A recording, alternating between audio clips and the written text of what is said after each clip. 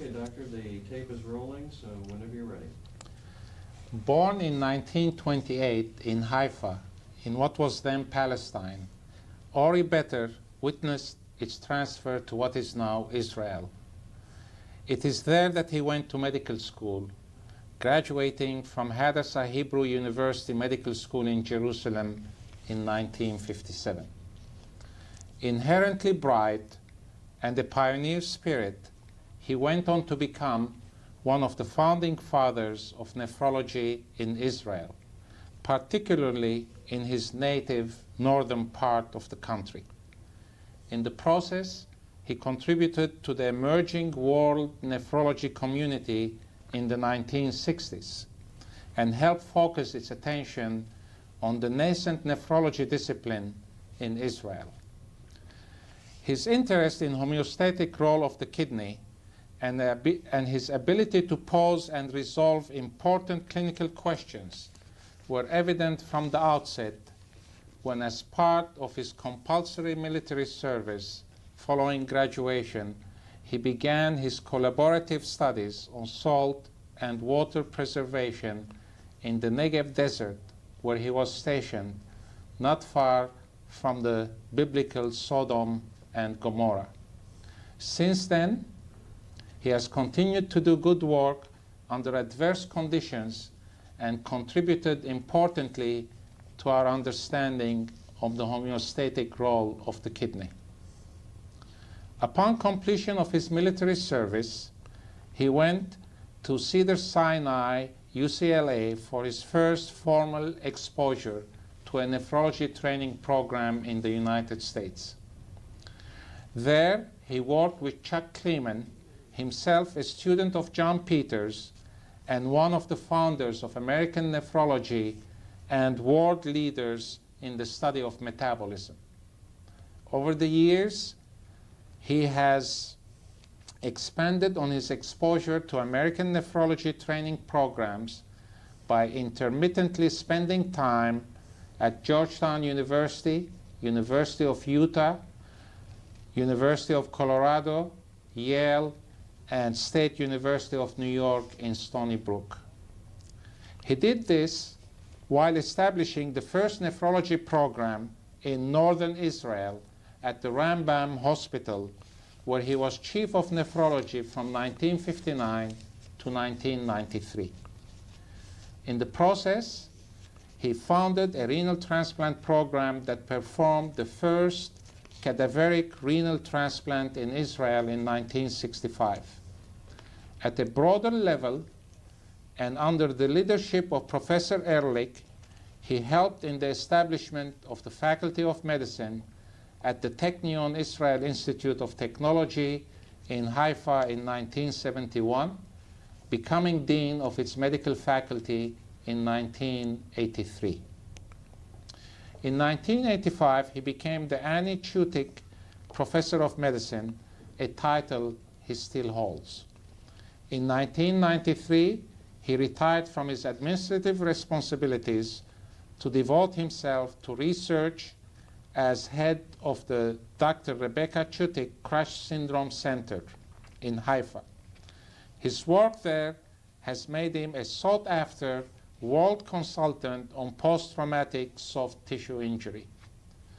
Prior to his ultimate focus on this topic, and during the course of his flowery career, Ori has made important seminal contributions to liver-kidney relationships, acid-base balance, especially type 4 RTA, function of the post-transplant kidney, divalent iron metabolism, and obstructive nephropathy.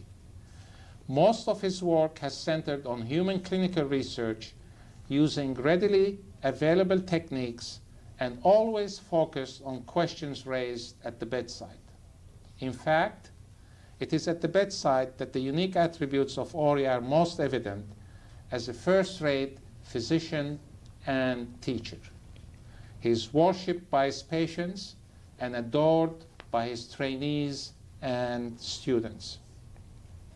This is based as much on his vast knowledge, which he shares freely, as his uniquely warm personality that endears him to anyone who comes in contact with him. It is this that has made him a sought-after friend and colleague of the international nephrology community. It is a special pleasure for me to conduct this interview of Ori Better for the Video Legacy program of the International Society of Nephrology. I would like to begin the interview at the start of his career by asking him, why nephrology and why medicine? You want me to repeat the last part so that it comes on as sound and he begins his answer? Yeah, I'm just getting some general shots of him so that I can put them in there while you're doing his introduction. Okay, why don't you go ahead and ask him that question? I would like to begin the interview at the start of your career by asking why medicine and why nephrology? Well, I've been always interested in natural sciences, and in medicine you have a unique opportunity to be immersed in natural sciences and at the same time help people. So it's the most beautiful career one can think of. So it came natural to me. I was interested always in the outdoor, in the sea and in the desert. I am an avid sailor, and I've sailed many times from Haifa to the islands which we just visited together. Now, when you are at sea, in these days were the ends of World War II, there were people still stranded at sea.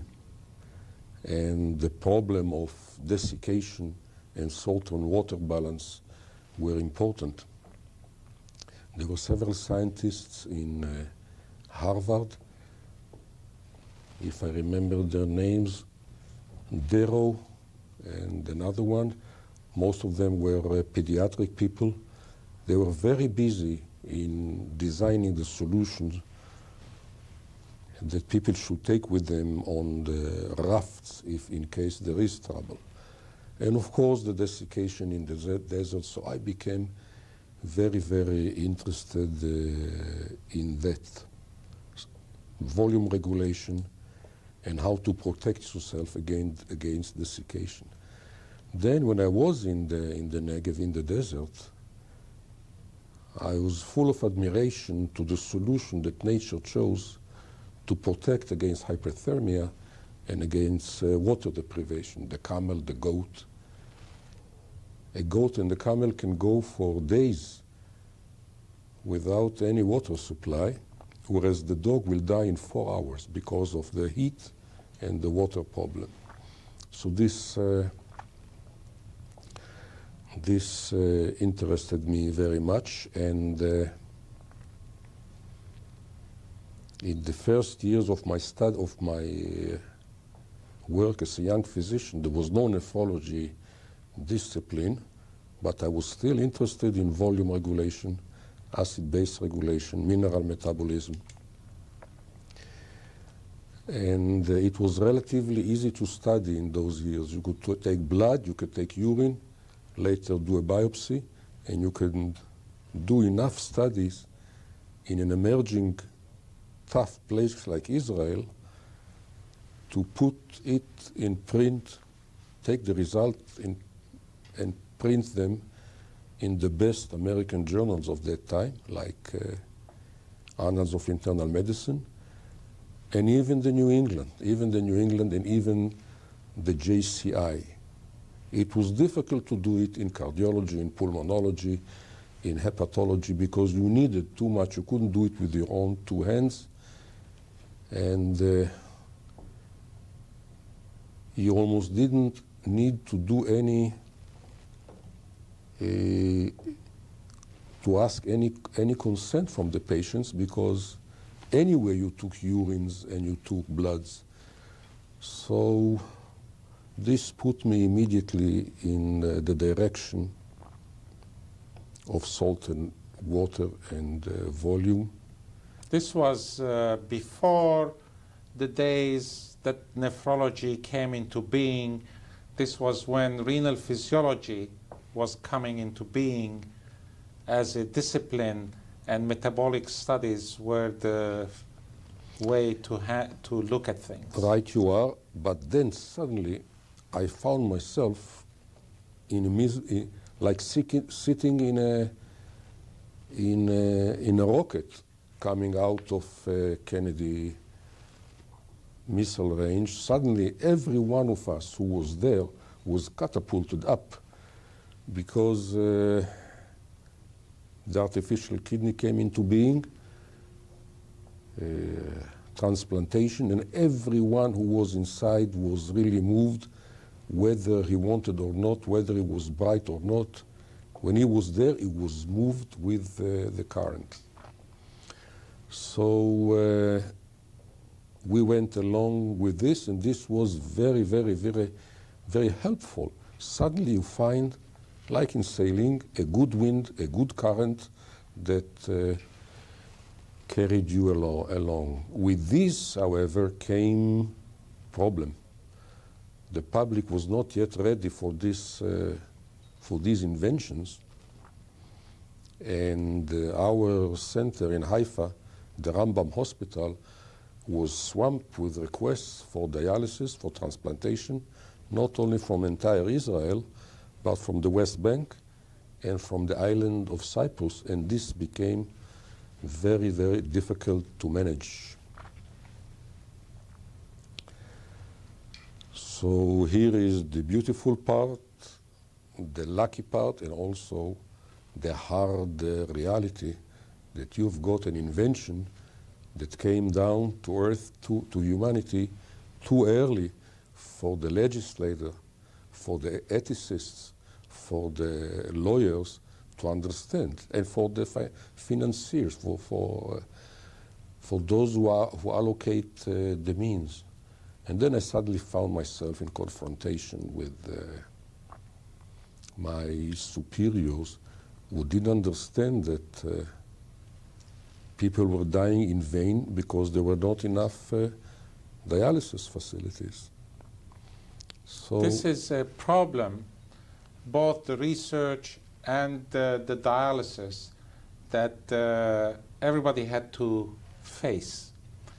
They must have been uniquely difficult at the time that you were in a developing country, having its many needs and pressures from outside that magnified probably what you had to face much more than what the rest of us in the United States, let's say, experienced.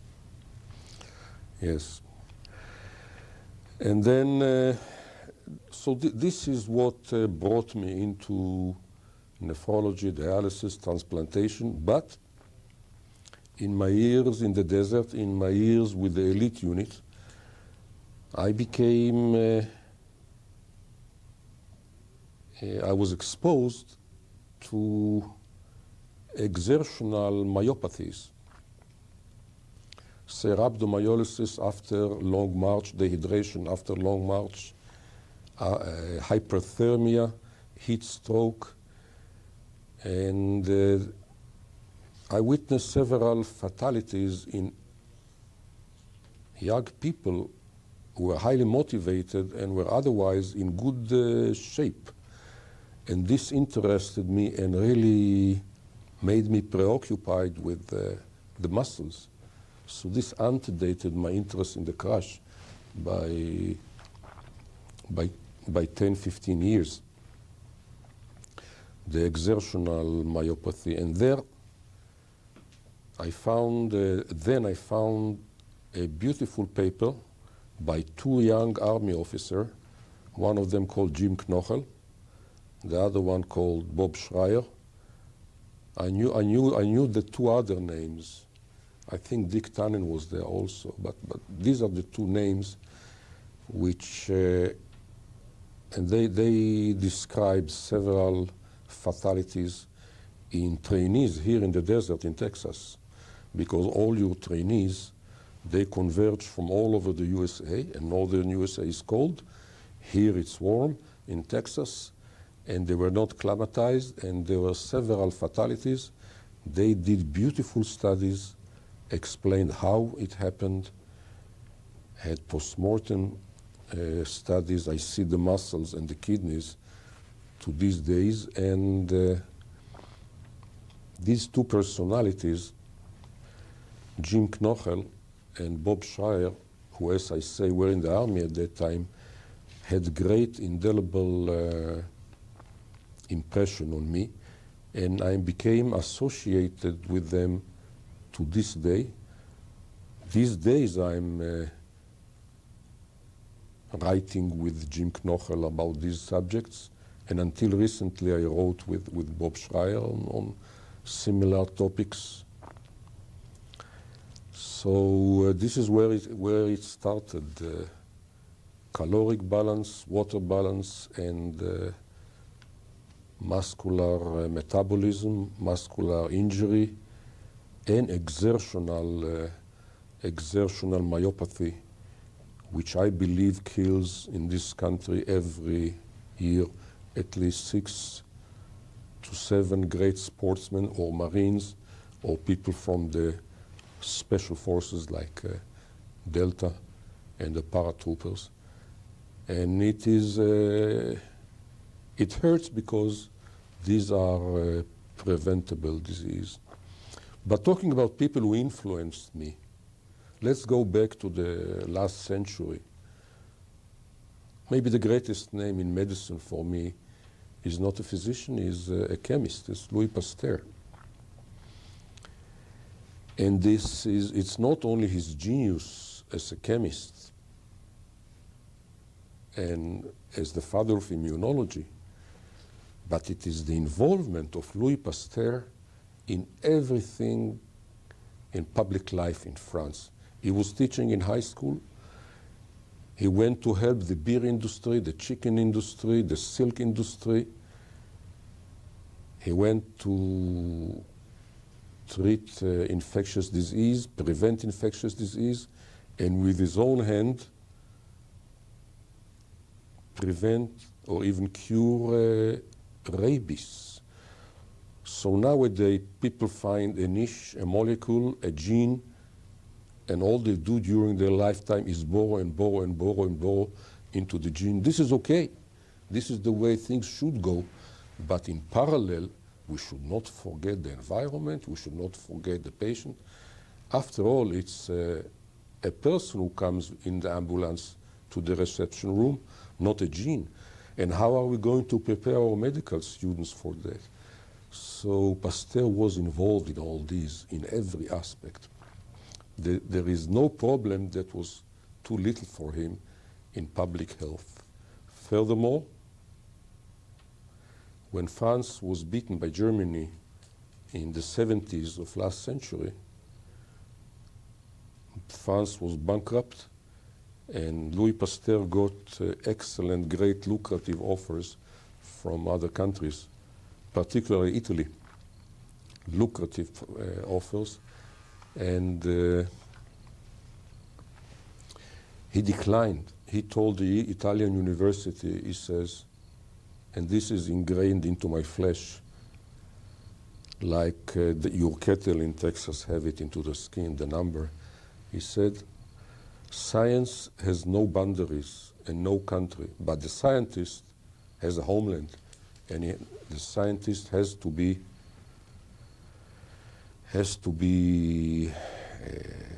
serving his homeland and in touch with the homeland. Now, my homeland is unique. It's much more than a homeland. It's a great heritage. And in the 3,000 years of Jewish history, there occurred the catastrophe of the Holocaust, which only new Armenians know what it means. And then the creation of the State of Israel. So these two great events and the long history and the friends that you have and you fought with them together never lets you be away from Israel more than 1 year on these sabbaticals. I could never stay out of Israel for more than that. Although I must say that being here in the USA would have been much more supportive to my research. It's easier to do research in the USA than to do in Israel, and yet it is these challenges that maybe incite you to discover it. It's the challenge of the desert, the challenge of the sea, being a pioneer in doing the first transplant in the country and study them. Maybe if I'd been in the USA, I wouldn't have done such studies on the transplants. I don't know. So I believe that anaerobic conditions are sometimes a spur and a stimulus to research. Maybe we are like our bones. When there is weightlessness, we begin to lose the mass, like the astronauts has experienced. We need the stress on the bone all the time to make the bone strong. The great question is, how strong should the stimulus be before breaking your bones? So this is always the question. I think it would be useful if we go through your research in some form of systematic approach and get your comments on the issues that you have examined and the people that you have worked with.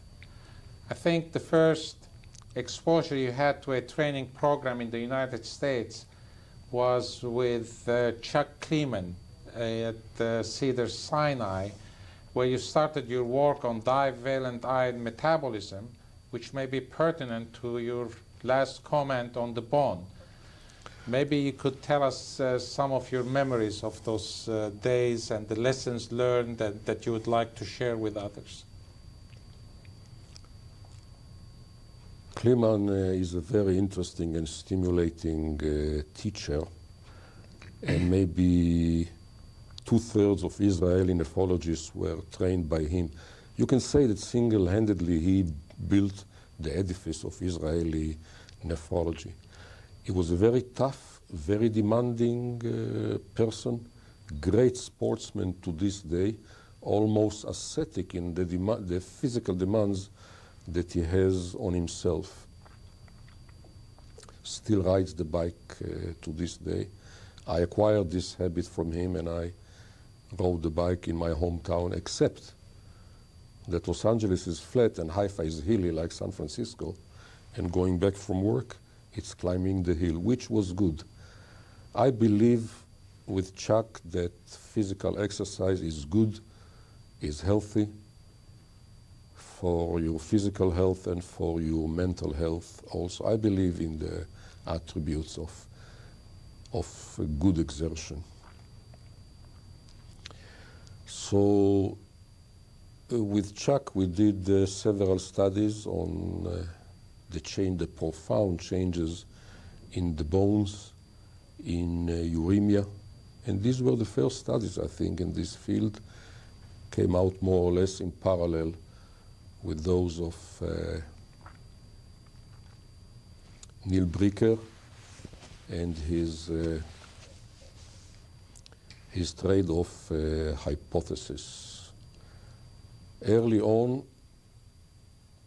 I was in dialogue with Shaul Masri, whom I met in the Negev in Israel.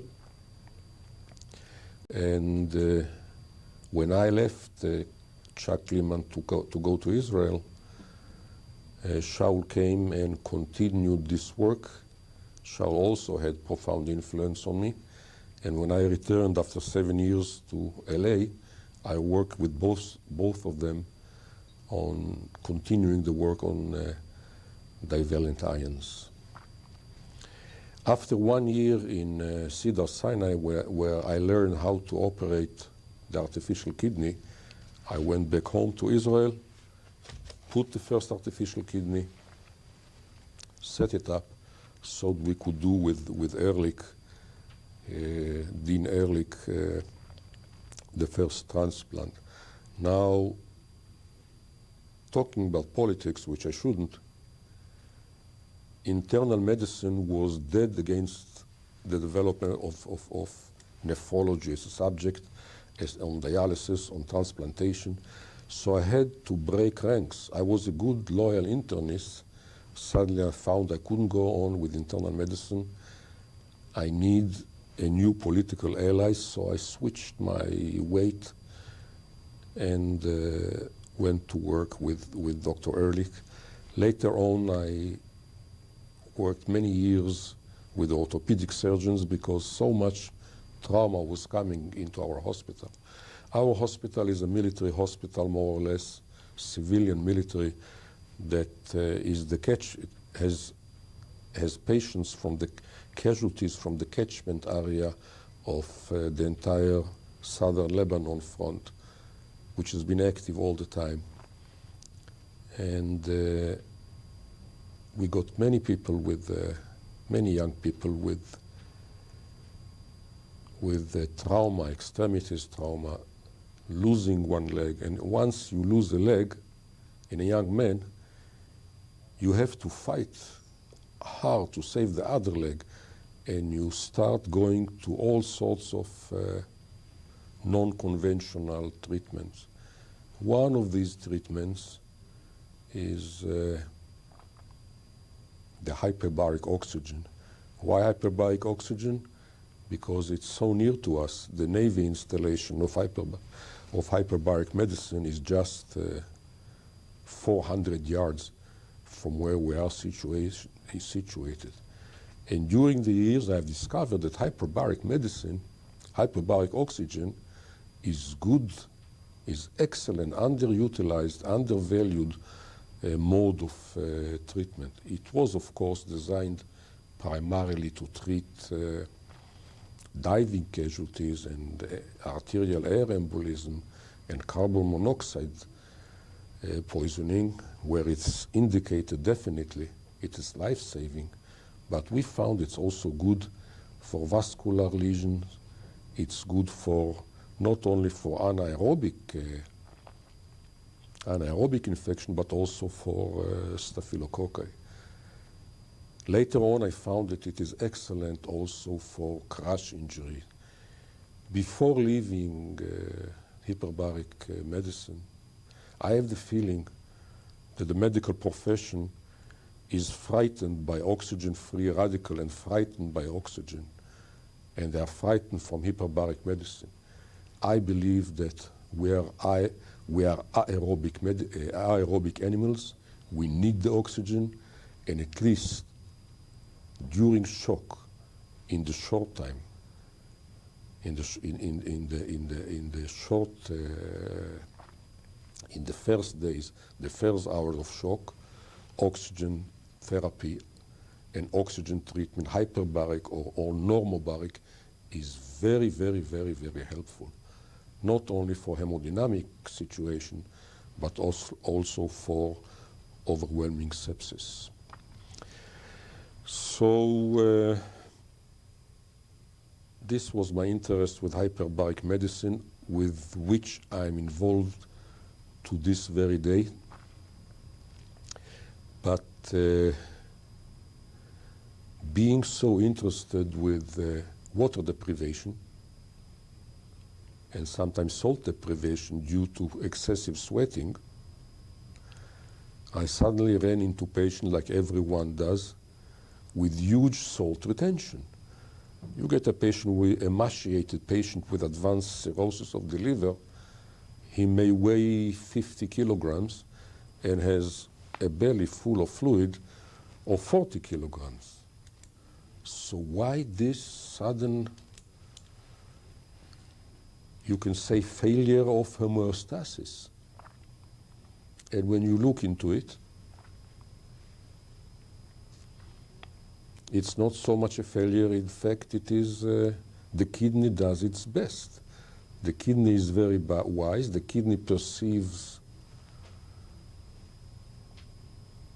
volume scarcity, and it behaves appropriately. And when I say this, I feel myself a grandchild of Peters from Yale, who was the father, the mentor of my teacher, of Seldin, of Kleeman, of Frank Epstein, of Sam Thier, and others that I didn't include now, but I should have perhaps.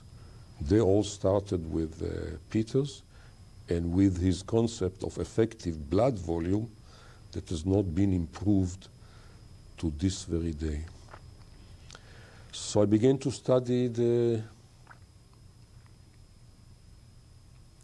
liver in kidney, the kidney in liver disease, and the kidney behaves in an interesting, grotesque way. And we tried to recreate the situation in animals. And with Shaul Masri, we did it in the dog. We created a model that has great ascites. We studied it. And then with Shaul Shasha, another friend of me, he was a disciple of mine, a pupil of mine, and then a co-worker, and then an equal right friend to this day. He went very far in Israel. He's one of the most important people in medicine in northern Israel, and he's a professor in our institution. We continued that model with the cirrhotic dog, and we found that the cirrhotic dog has hyperactive heart situation, which is exactly mimicking what one sees in human. I believe this is the first demonstration of hyperactive heart disease due to liver disease that you see so often in the human, in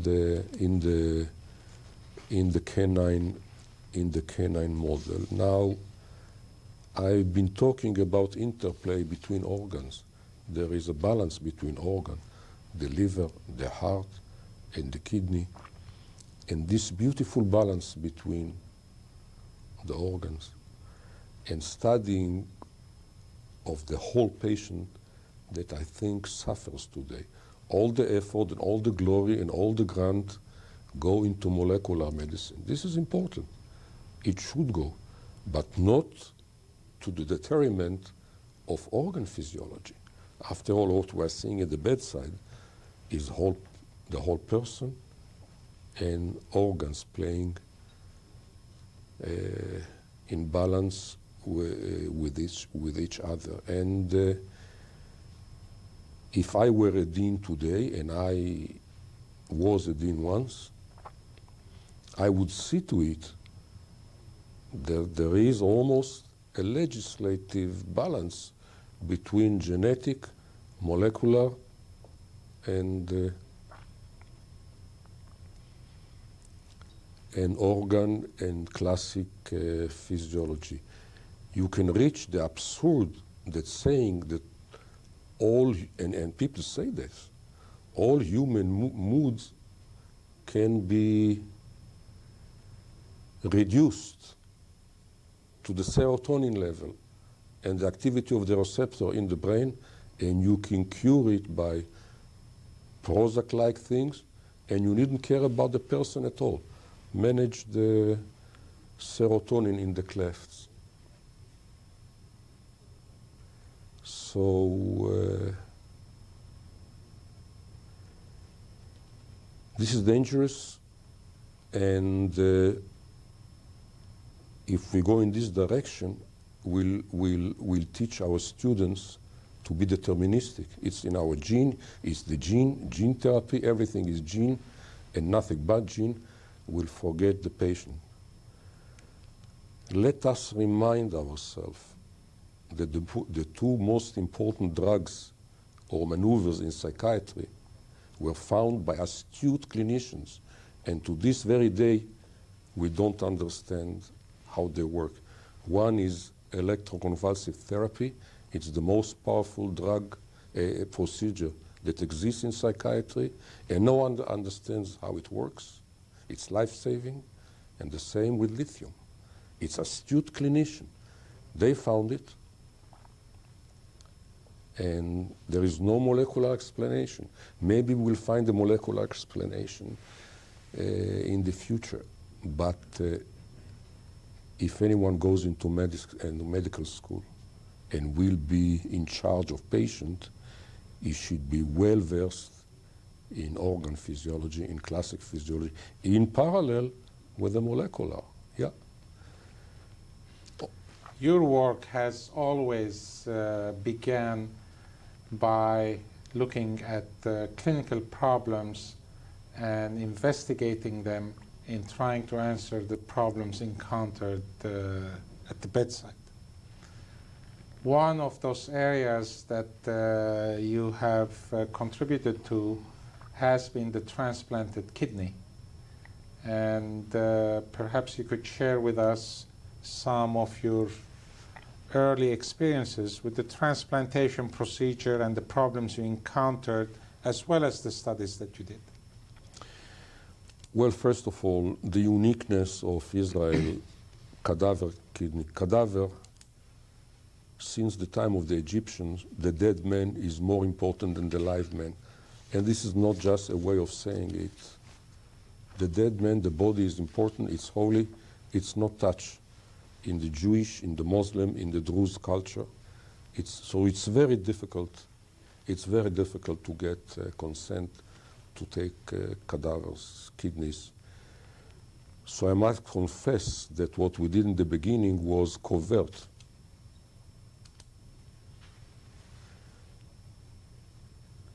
Maybe it's dangerous to be so open about what we did, but we did it without permission. And we were afraid there'll be problems. And what is more, we did it across ethnic borders. And I was very tense that things will be publicized before we crossed all the borders, say Jewish kidney to Arab, Arab kidney to Jews, and so on, because the area is volatile enough. We don't want to inflame it even more. But with being very, very tactful and doing the thing in a decent way, and with great conviction that what we are doing is right and saving lives, we managed to do it. We started in 65. By 70, we had like 20, 30 patients, and with excellent, good cadaver graft function. At these years, we had only Imuran, azathioprine, and cortisone. It wasn't nephrotoxic, so life was easy. They are still very good drugs to this day if someone cannot take cyclosporine. And we began to study the grafts, simple things like concentrating the urine, diluting the urine, and acidifying the urine. And we found that the patient could not acidify the urine. It was very, very easy. We took arterial blood from the mixed blood of the AV shunt. We examined the urine at first with a paper, then with a pH meter, and we saw that they could not lower their urinary pH. Later on, so this is the classic type 1. Later on, we found that several of them have the hyperkalemic variety, and they have type 4 RTA. So after kidney transplant, you get the whole spectrum, type 1, type 2, bicarbonate losing, and the potassium, the hyperkalemic type. as every nephrologist, were extremely sensitive to hyperkalemia. And hyperkalemia, of course, is cardiotoxic, can be fatal. Many trauma patients have dangerous hyperkalemia, and a crushed person will have hyperkalemia within 2 hours of extrication from under the rubble, and he may die an electric death from hyperkalemia, a death that was not that was actually preventable. So we were busy with these entities. Later on, we went to geriatric institutions, and we found that third of patients in the institute had type 4 RTA. So this may be a problem of the elderly, of the normal elderly. Nowadays, it's simple to do an acidifying test. You just give furosemide, 80 milligrams, and examine the urine after 2 hours. In my days, in the early days, in the 60s, we have to give ammonium chloride, which is unpleasant, unless the patient has spontaneous acidosis.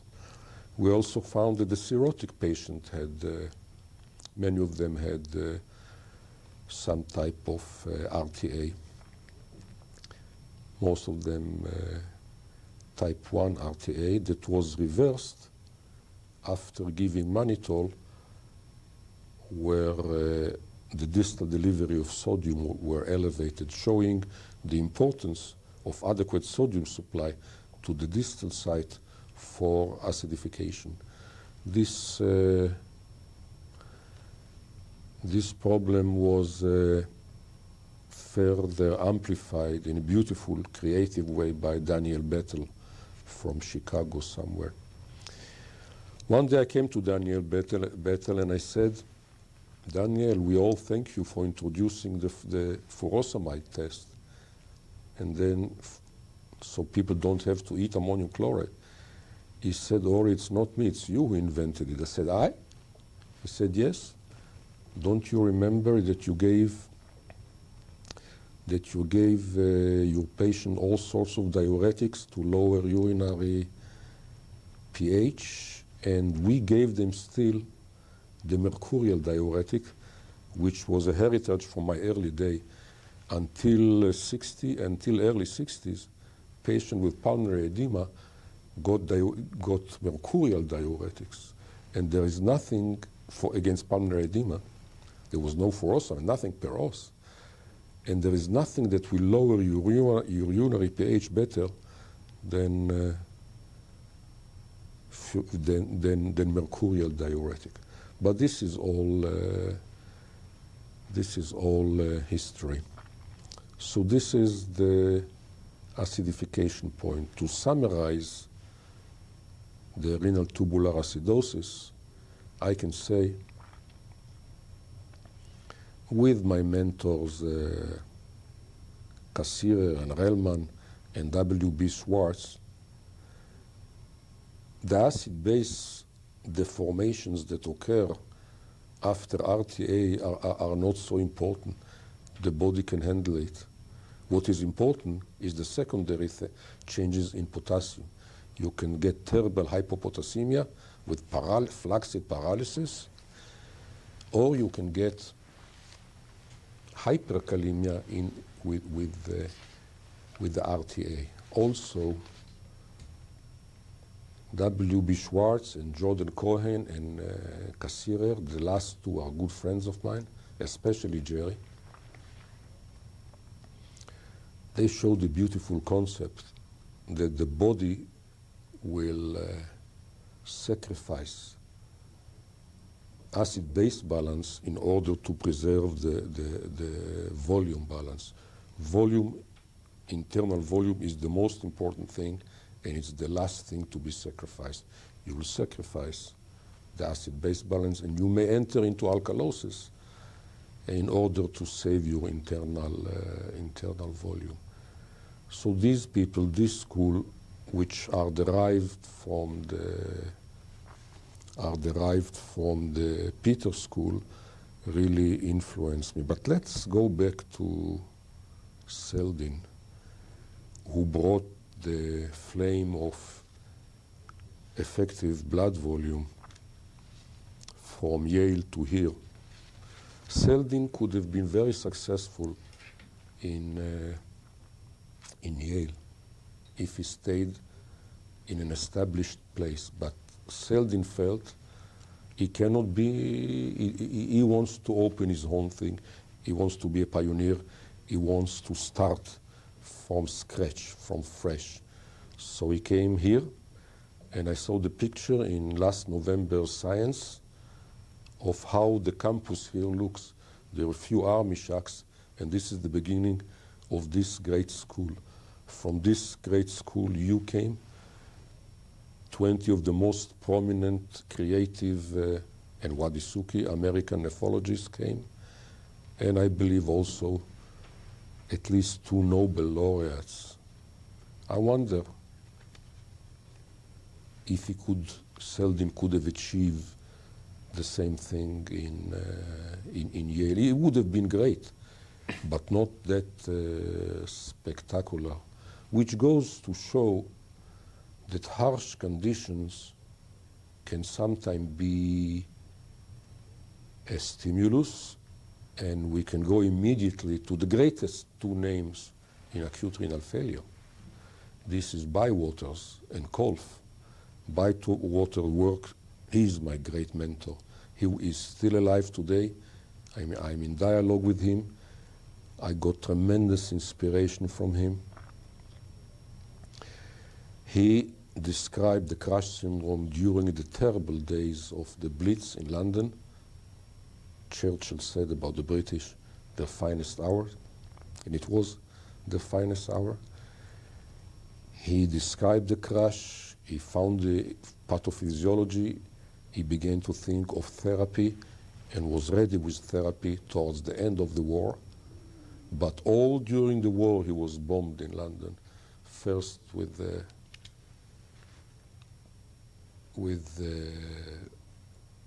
Blitz, then the V1, and then the V2 until 45. And sometimes, and you read it in his paper, while doing autopsies on crushed patients, crushed casualties, he had to hide under the autopsy table because the V1 and the V2 were coming. Incidentally, the Scud missile is the descendant of the V2, but this is another story which I think we'll skip today. So this is Bywaters, who did classic studies under the very anaerobic, dire condition of the war, without any fund, without any support, with his bare hands, brains, and few friends. The other one is similar. Kolff did everything, developed, invented the artificial kidney in 43, 44. He didn't know he had a great discovery in his hand because he was isolated from the rest of humanity. Interestingly, the first patient that he saved, he hated. She was the head of, she was an old lady, 70-something, was the head of the Nazi Dutch party. She had acute renal failure due to the hepatorenal syndrome with jaundice, another subject that interests me, jaundice and the kidney. And he saved her, saying, I cannot choose the treatment. I hate the patient, I don't hate the patient, I have to save him. He's human, and this is my prime duty. Having said that, I must say that with all the turmoil in my home country, for which I'm sorry, at least in northern Israel, patient-doctor relationship between us and the Arabs are unaffected. It may sound as a joke that the Arab patients are better patients than the Jewish patient. They never ask for second opinion, and they are good relationship. And if God forbid an Arab patient will die, after 5 weeks, I'll be invited to the home of that family to show that there is no hard feeling. If a Jewish patient dies, I think the family will not enter that hospital again. One of my pupils is now very successful nephrologist here, is Samir Tuma. He's an Arab, and he's one of my best friends, and he stood by me in good time and in difficult time. So patient-doctor relationship, doctor-pupils relationship is unaffected by the circumstances. And this may be a heritage of long tradition where Jews were always eminent physicians in the courts of the in the courts of the Arab caliphs, say Maimonides in Egypt, and so on and so on. Ori, I would like to come back to your own personal experiences in the context of some of the general notions that you have commented on.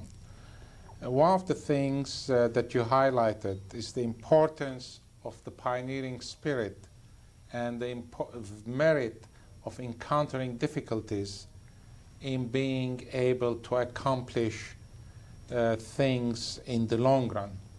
Perhaps you can relate some of your own personal difficulties that you encountered in obtaining local support, in obtaining funding and research for the work that you were doing, and in recruiting people to your program. And I'd like to keep this at a personal, your own life experiences, rather than observations about the world in general. Well, let's go to my research. Everyone should fight for his research grant, should convince the public and the committees that his research is good and receive it on a competitive basis. We did it with the USA Israel Binational Fund. We did it with the German Israel Binational Fund. We did it with the Ministry of Health. We did it with the Ministry of Defense. So we got budgeted in this respect. I also got funded by good people in New York, the family Chutik, elderly ladies in New York who were who heard about my work, got interested in it, and they are funding me to this very day. So the ups and downs of research, hiring and firing personnel, this is all part and parcel of daily life. What I'm really bitter about is that in the early days of dialysis, maybe the first 10, 20 years, I had to raise funds to buy my dialysis equipment. I don't know why this is so.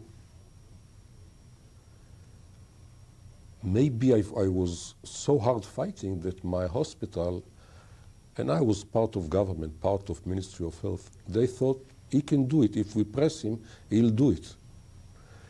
And really, I had many sleepless nights. What will I do? My dialysis machines are old, obsolete. I have to have a new set.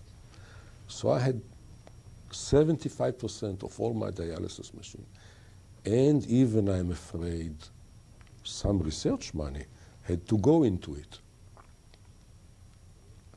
I even had twice to come to the USA to raise money here, good money that could have gone to good research.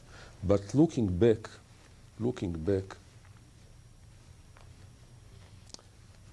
maybe I cannot blame my superiors and the legislator. and the Minister of Health, maybe the whole thing was too new. When I look at artificial organ, I look at artificial fertilization,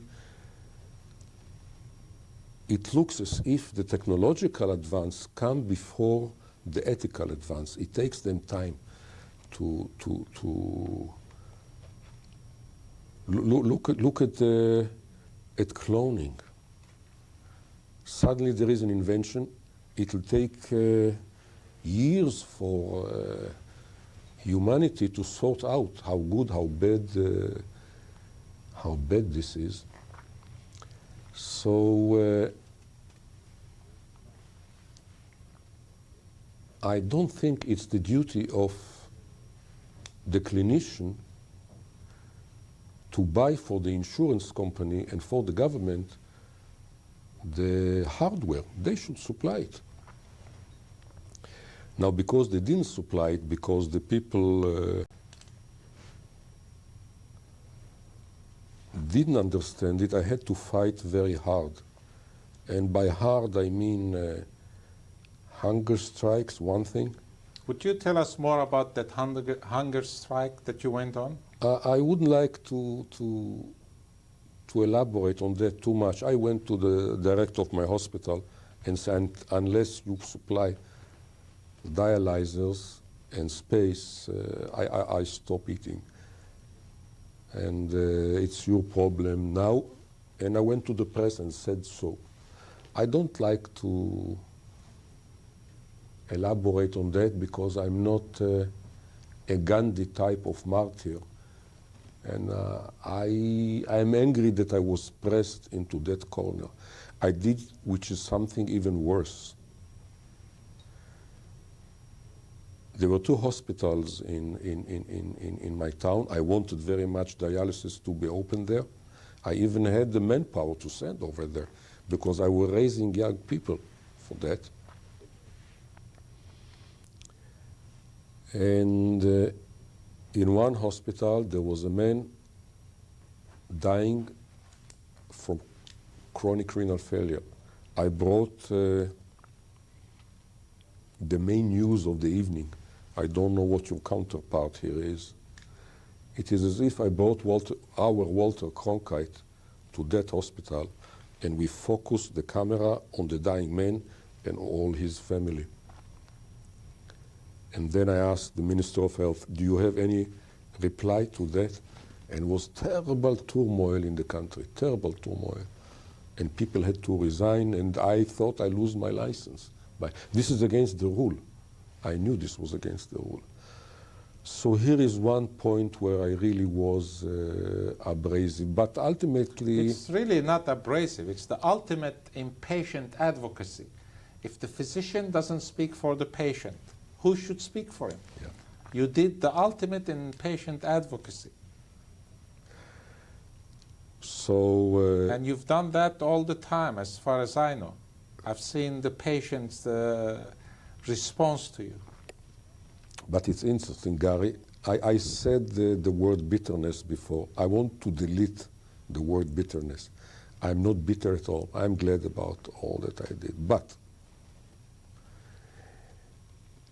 you know, I have successor in Israel. There are 3 successors to my job in Israel, in the following. And 2 of them are world class. They've got all the dialysis that they need. And the department will be renovated. They don't have to put a cent into it. More than that, they will even get money from the hospital. Part of the income from dialysis will be spent on their research, and each of them is getting at least 1 PhD to work with him. So I don't envy them at all, but they have it easier. Maybe they should envy me because I had this pioneering time. So really, let's delete the word bitterness out of there. I want to go back to this pioneering thing and again get a little bit more the actual events and your own responses to the first kidney transplant that was done in Israel. if you could tell us more about the patient, how old it was, the circumstances in which it occurred, and your own reactions in making it happen. I know it must have been difficult.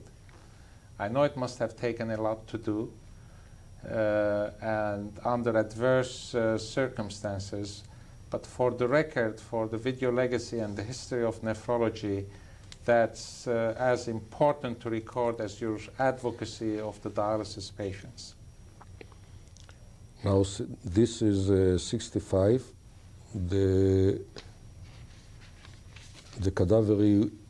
cadaver kidney was stolen. We didn't get any permission to do that. It's difficult. How long was the patient dead when the kidney was obtained? Oh, they always had at least 1 hour. It's no heart-beating cadavers at that time. And we used to measure the time of death by the clock on their hands.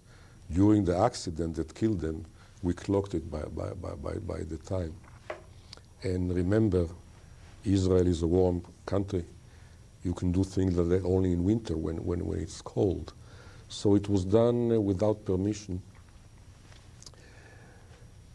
I say we broke the rule by taking the cadaver kidney. Maybe it's very difficult to say so, but sometimes you have to break the rule. Maybe this was one other instance of patient advocacy for the recipient. Could you tell us something about the recipient of that kidney? Well, dialysis was he was a young man of 23. He was a driving instructor. And I say we took the kidney without permission. He had great trust with us. He couldn't tolerate the dialysis as it then was. There wasn't enough slots available on dialysis. So we did it. At that time, we didn't have any radioactive tracer studies of the kidney. And it took 3, 4, 5 weeks for the kidney to open because the ATN was very, very low. So it was tense time, and then it suddenly opened,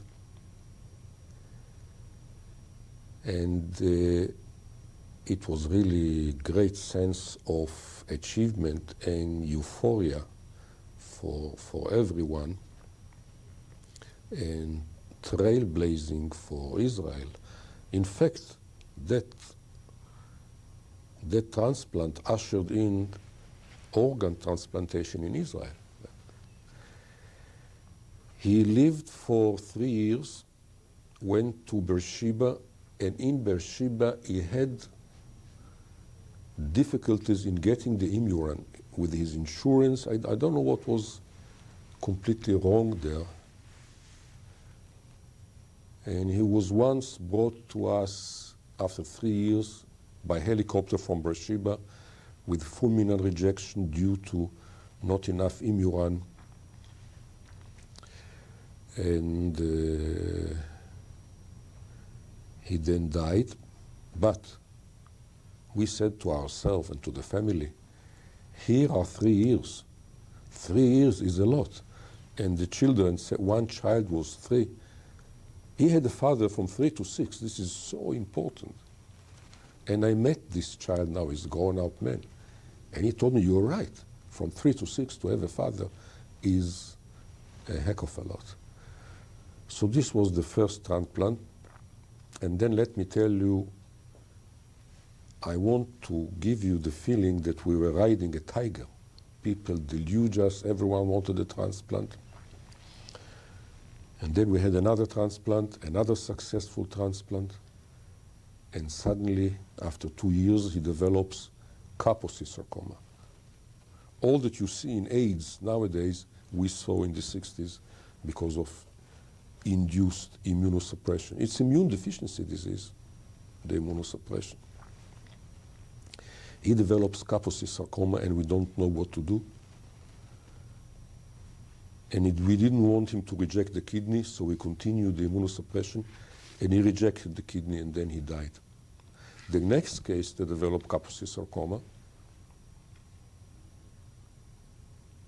we decided to be clever. And we just stopped, and this was the first patient in literature. We stopped only the Imuran, and he rejected the Kaposi and retained the kidney. And now I think it's a common practice to lower the Imuran, those who receive Imuran. And here I am, suddenly finding myself riding the tiger, inducing cancer in some patients, and then being able to cure the cancer. I'm omnipotent. It's frightening how much potency do you have. By the way, I wrote to all great people of oncology, of virology. I wrote to the Weizmann Institute. I wrote to George Klein in Stockholm. He's the greatest man on Kaposi. He sits on the committee of the Nobel Prize, Nobel laureates. And I said, I have this situation. What can I do? What should I do? He said, Ori, I can't. I don't know. I can't help you. So you are ahead of everything, and you have to decide by yourself. So this was the other thing that was frightening, being this omnipotency. Now, most of our transplants were cadavers, and I judge the moral fiber of a transplant, at least in the 70s, in the early 80s. I used to judge the transplant, the moral standard of the unit who performs the transplants by the proportion, how many cadavers to lives. With 80% cadavers to 80 dead to 20 live transplants. And I believe that this is how it should be. If you have too many live transplants, that means you are promiscuous in a certain way. And this should not be encouraged. Your success as with the transplant program, as you started it, created its own problems that you had to face with new patients that needed transplants. And how did you deal with them in setting up satellites, or how did you manage the problem that you had to face with demand for organs? We had satellites in the West Bank, and again, beautiful Arab Jewish cooperation. And then one of my disciples was Cypriot, George Kyriakides. I sent him over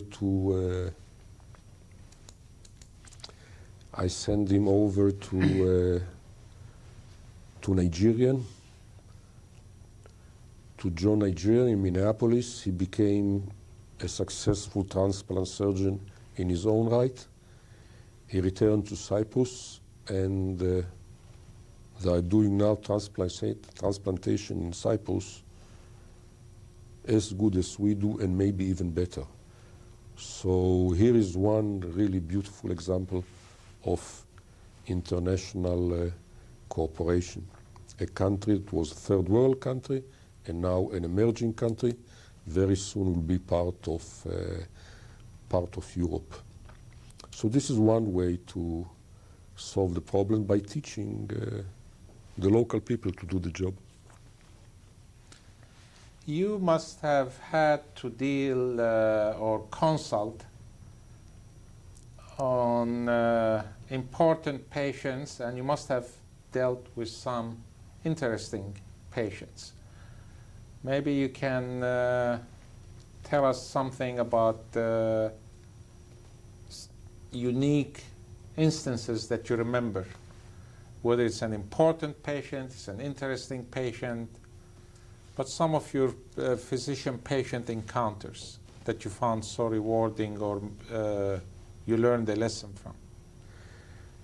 Well, you'll be surprised. During my times in the Negev, in '57, in a little kibbutz called Sde Boker, there was a famous resident called David Ben-Gurion.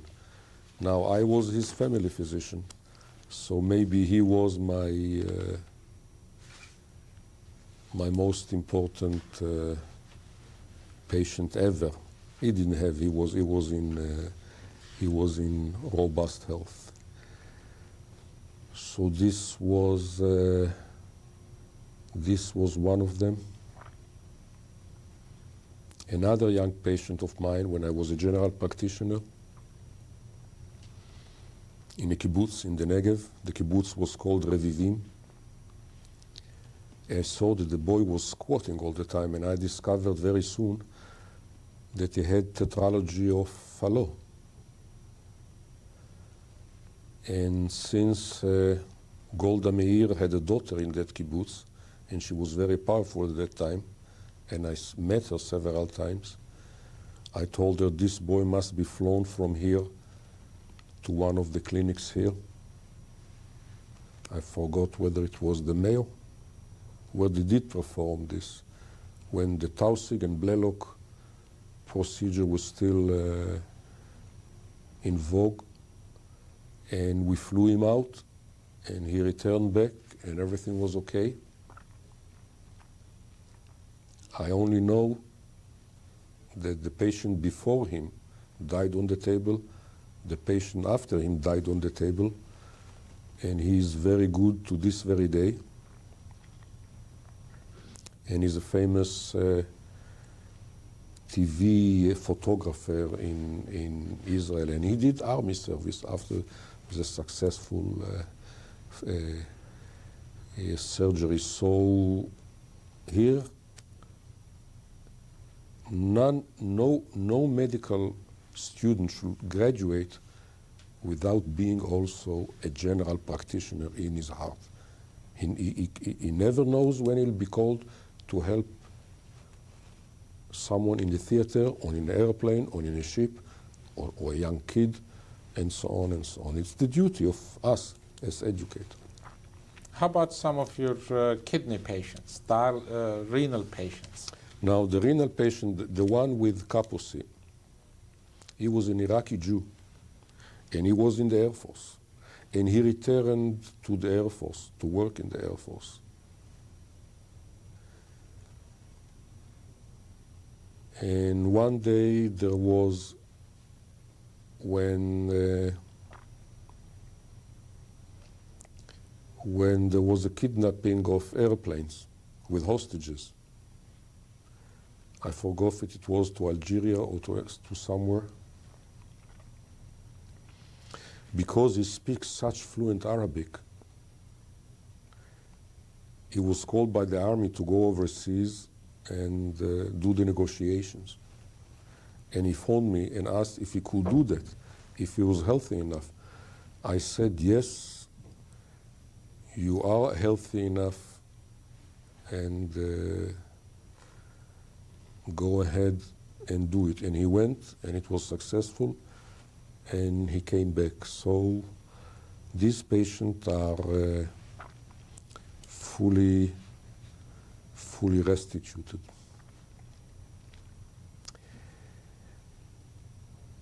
Among my patients from the Arab Bank, one was related to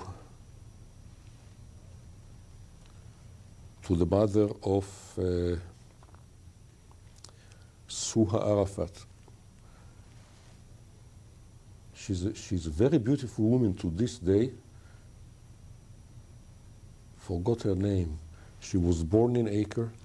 She visited us many. She's a writer also and a feminist. The mother of the wife of Arafat, of Suha Arafat. And we visited her in Nablus, and I would say this is the most prominent Arab that we have met. I think nowadays she is in Paris. She's such a vehement feminist that she may be even too much for Arafat, but a handsome woman to this day. I think I'll remember her name if I think about it. How about some of your... Let me return. From time to time, we got undercover patients from Arab countries and hostile countries. They used to send patients to us, and it was the country of origin was kept secret, and some of them were members of the armed forces or the security of these countries.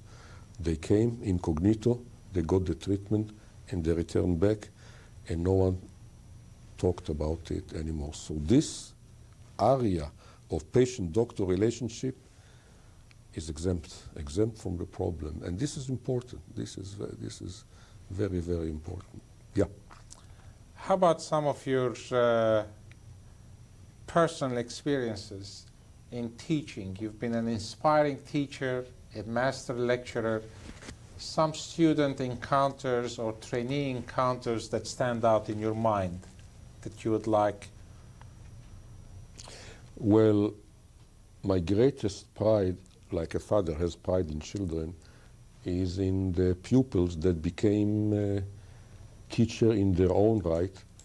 And I would say that 60% of the important position in Israeli nephrology are my pupils, starting with Sidio Chaimovich, full professor and head of nephrology in Beersheba, great investigator. Then Jason Rappaport in Tel Aviv at the Sheba Medical Center. Then Jacob Green, who is moving in my steps in Haifa. He's chief of nephrology, renal services and dialysis.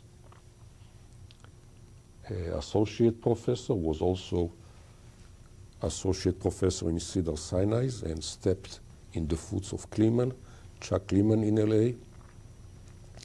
Then there is Shaul Shasha, who is not only a great nephrologist, but also an administrator of a hospital. And this is the best run hospital in the country. Shaul does a magnificent job, really. It's acknowledged fact that he is the best. And then Pedro Shilman, who is in the Poria Hospital, chief of nephrology in Poria Hospital. And Israel is a small country. This is 60% of Israeli nephrology. In fact, these leaders grew so fast and went to head their own units that I developed like multiple pregnancy anemia. It was of the pregnant woman. It was difficult to replace all the iron that was lost, so to say, to the periphery. And then, of course, there is the one in Cyprus also, yeah. Did you ever feel threatened by some of these young people that you trained and who were moving in and... Never.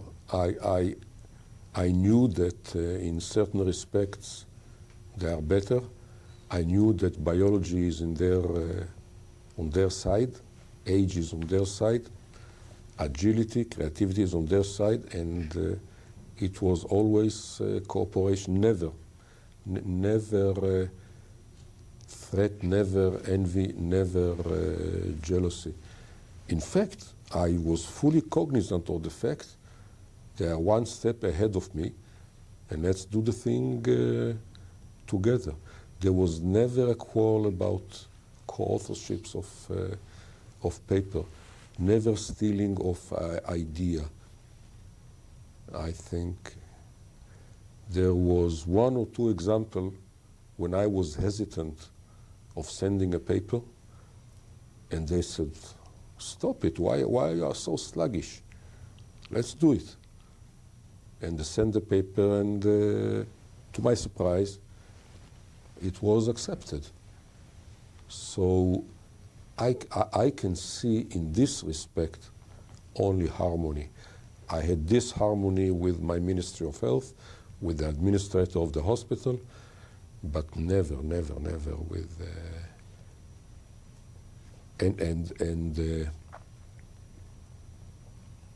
I helped them to find good position.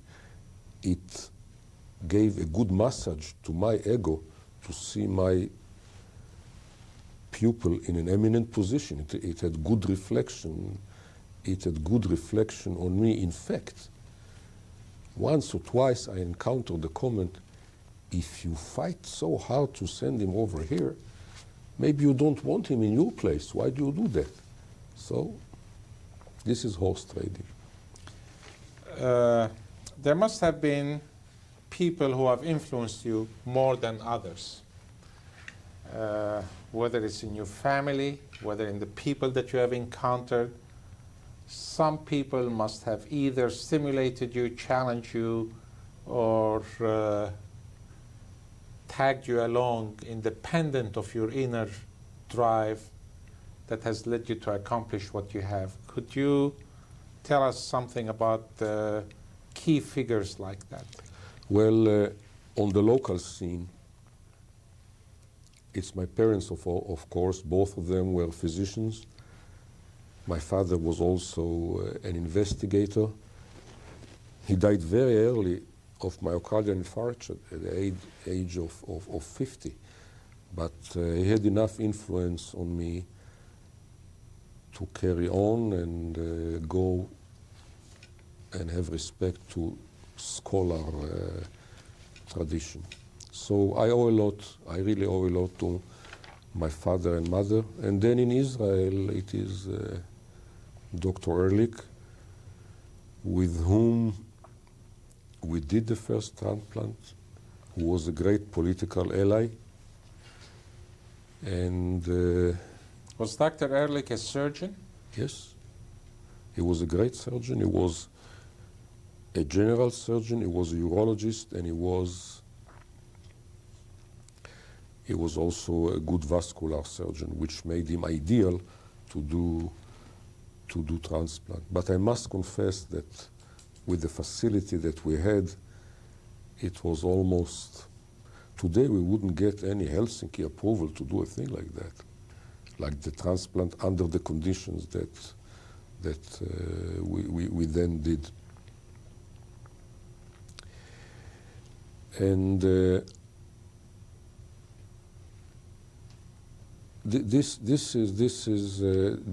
are the local people in Israel, and then the orthopedic surgeons with whom I cooperated a lot. But I had great influence from my army buddies. This was an elite unit. The people were selfless. They did something for a thing that is greater than their own. They took great sacrifices. So this milieu really influenced me, and I found great nourishment from this milieu, more than I found in the civilian sector. And I must confess, I come to you now here from a meeting of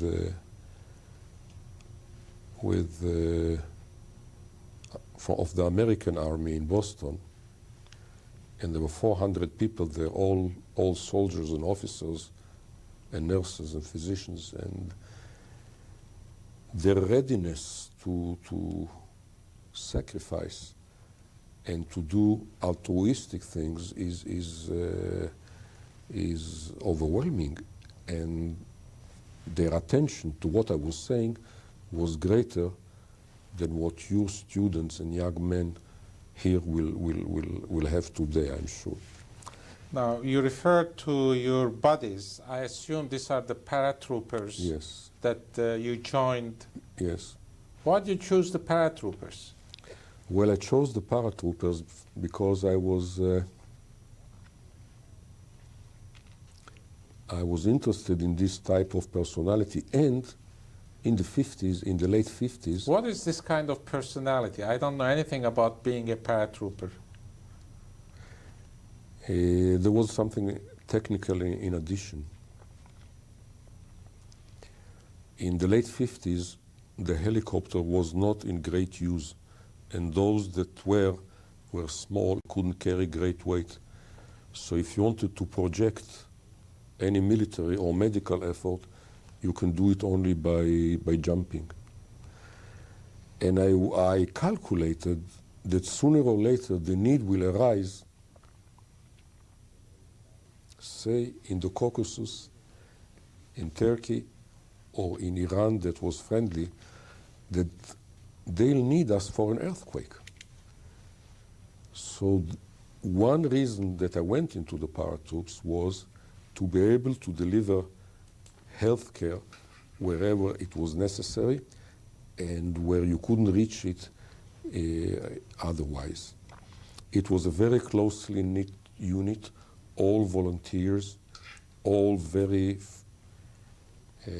physically fit and great friends. Most of them at that time came from the agricultural sectors. Most of them were farmers. So this is a beautiful combination of a farmer soldiers, and I like them. And we remained in good dialogue to this very day. We all meet regularly, but one of the main thoughts was to be able to deploy us to in a great distance where the helicopter was not yet sufficient. And we had a hospital that we could drop from the air and assemble it on short notice. Now, during our training, which was very, very vigorous, there were cases of heat stroke, there were cases of rhabdomyolysis, there were cases of sudden death. And this sudden death in a young, healthy man really preoccupies me to this very day.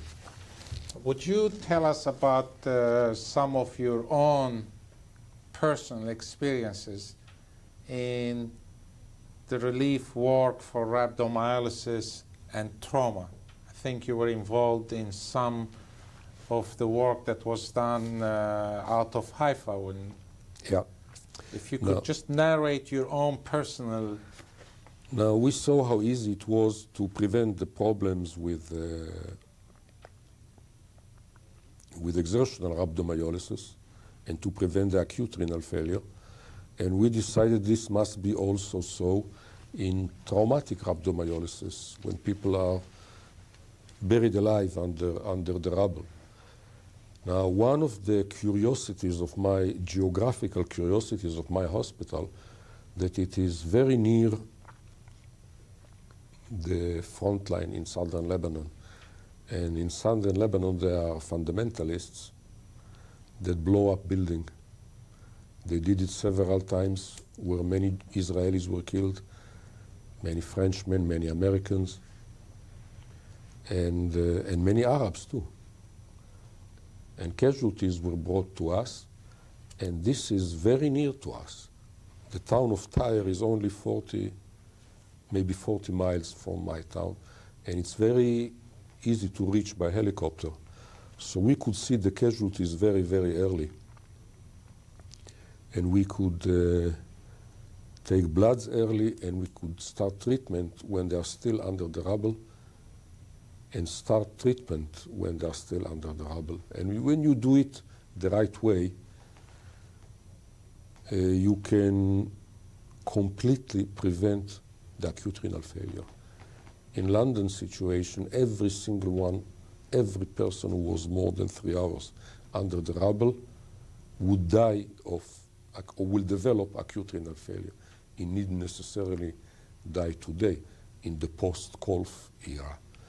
But everyone would have developed. And here we could save them even if they were 24 hours under the rubble. So we could prevent acute renal failure, myoglobinuric acute renal failure, on the lines that Bywaters suggested. Really, we didn't add much to the thoughts and the pathophysiology that was delineated by Bywaters. We gave plenty of fluid and we alkalinized them and we prevented the acute renal failure.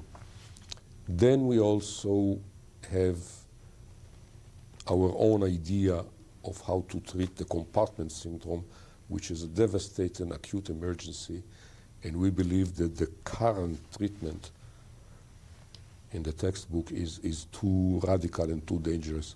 We have different ideas about how to do it. I don't know if what we think about and suggest and recommend about the compartment syndrome is accepted. What we suggest as a preventative measure of acute renal failure, I think is well accepted. So here is the patient side of the story, which we were able to handle successfully because we had we were prepared for it by the exertional rhabdomyolysis, and second, because we were so near to the catastrophe, so that the time factor could be minimized.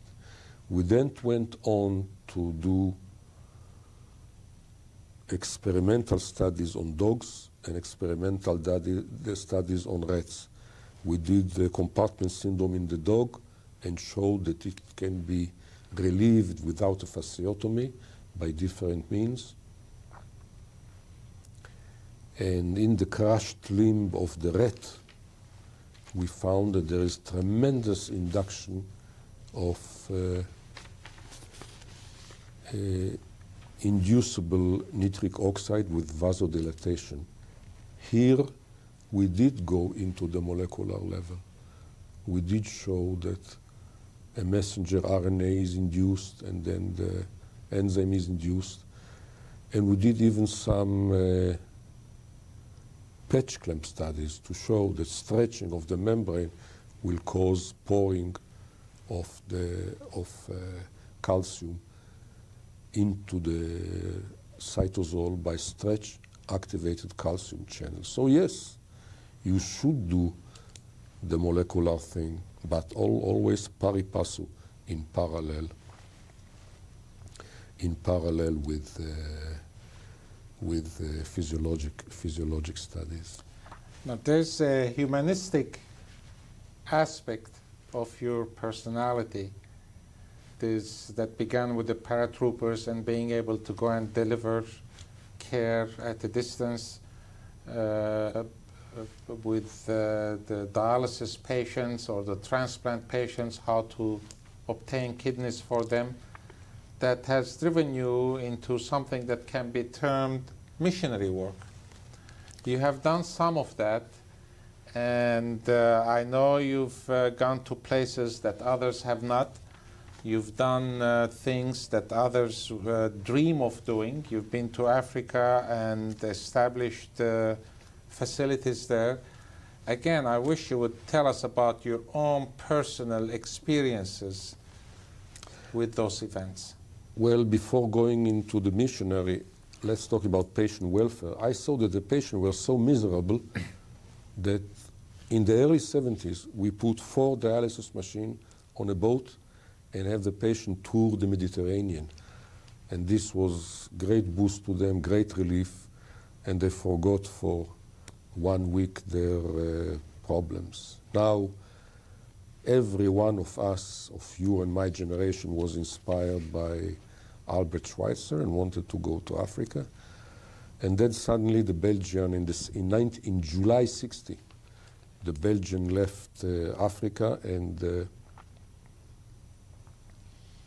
Congo was without a single physician, a single lawyer, and that country was completely in chaos. I was in military service with a parachutist at that time. I was suddenly called to the chief of staff. I was afraid when I was called to the chief of staff. We had one fear in the paratroop, that you'll be transferred to the tank corps, which we didn't like. And much to my relief, he said, it's not the tank corps.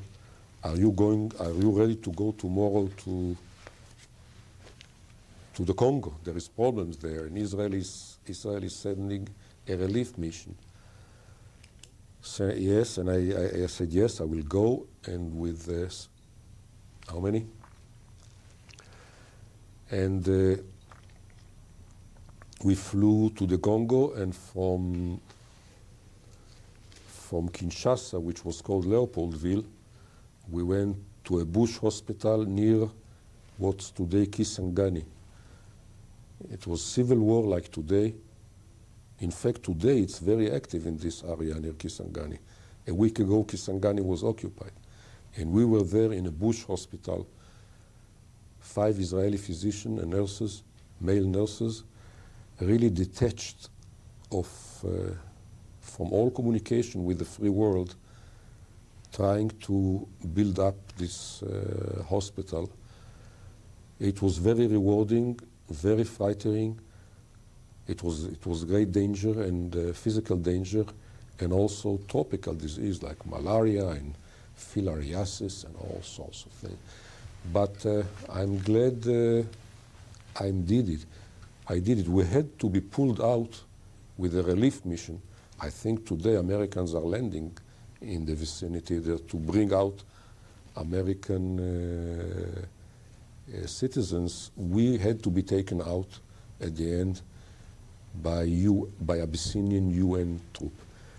It was frightening, but satisfying, and the local people told us in French. French is the language. You are going, they said in French. And I remember the words, nous sommes orphelins. We are becoming like orphans that now that you are leave. Who will care for us? Incidentally, that geographical area is the heart of darkness. It's the middle, the geometric middle of Africa. And the book of Conrad, Joseph Conrad, The Heart of Darkness, was written about this place and quite depicts it quite very well.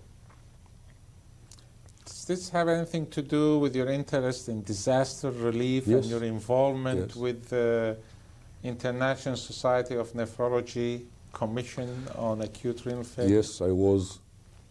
This is what brought me in interest into into disaster relief. And I repeat that I went into this highly mobile airborne unit to be part of relief. And I believe that any great effort will always be airborne because it's fast. And this was the case to Armenia. The American team with you and the Israeli team, they were all airborne. I am very interested in disaster relief, and I am grateful to you to have been one of the organizers of an important meeting in Macedonia last year of renal aspect of disaster relief. I've been again in Yugoslavia, and I'll go again, and I'm beginning to have dialogue with these people, and it interests me very, very, very much. We were even asked to give advice to after disaster in enemy people who are enemies to us, and they are fighting us, and yet during disaster, through a third party, they asked us advice on how to treat casualty, and we gave that advice. So medicine knows no frontiers. Now, you must have had some encounters editorial, both in publishing your articles and how you deem them important as opposed to the views of some reviewers. And you must have been on the other side of being the editor trying to respond to an article. Could you share with us some of your own personal experiences that stand out in your mind, either side of the story? Now, I tried to be magnanimous when I was an editor. When people wrote, had views that opposed my views, I tried to give them fair chance of airing this view. I tried to suppress my bias against it. I cannot complain in general about. Do you think all editors are as magnanimous as you are? No, no. Could you tell us an instance where somebody has not dealt with you magnanimously? Specifics. I wouldn't like to enter into it, but I know that a paper on handling of the crash syndrome, traumatic crash syndrome, was rejected, and quite abrasively. And it was later republished in a journal that carries much more weight and impact factor. However, I think the editor who did it is a great editor and is a man of judgment, a man of creativity, and I don't know why this was done, but it's a lesson to young people. Don't give up. By the way, I had to fight very hard with the other journal. I had to fight for 1 year. And then there was a great disaster in this country. And immediately after that disaster, things became easier, and the paper was accepted. Then I went to the editors. When it was published, everything was okay. I said, why did you fight me for so long? Why did I have to argue with you for 1 year? They said, we wanted to see, Ori, how you are convinced of your views. So this is one example. I remain in excellent terms with this editor. I have great respect for him. And if he did things out of his way to go along with me. So yes, I find the editor sometime how do you say it? Exacerbating. No, arbitrary. And I also feel, you know, in Japan there was a culture 100 years ago. When a samurai gets up in the morning and goes to work, he takes his sword and just kills, he beheads the first one that he sees. This was the samurai tradition. He shows that he's got guts and that his sword is functional. I believe editors will do that sometimes just to show that they can decide, and there is innocent bloodshed. It's good to have power. It's good to have power, but it should be done magnanimously.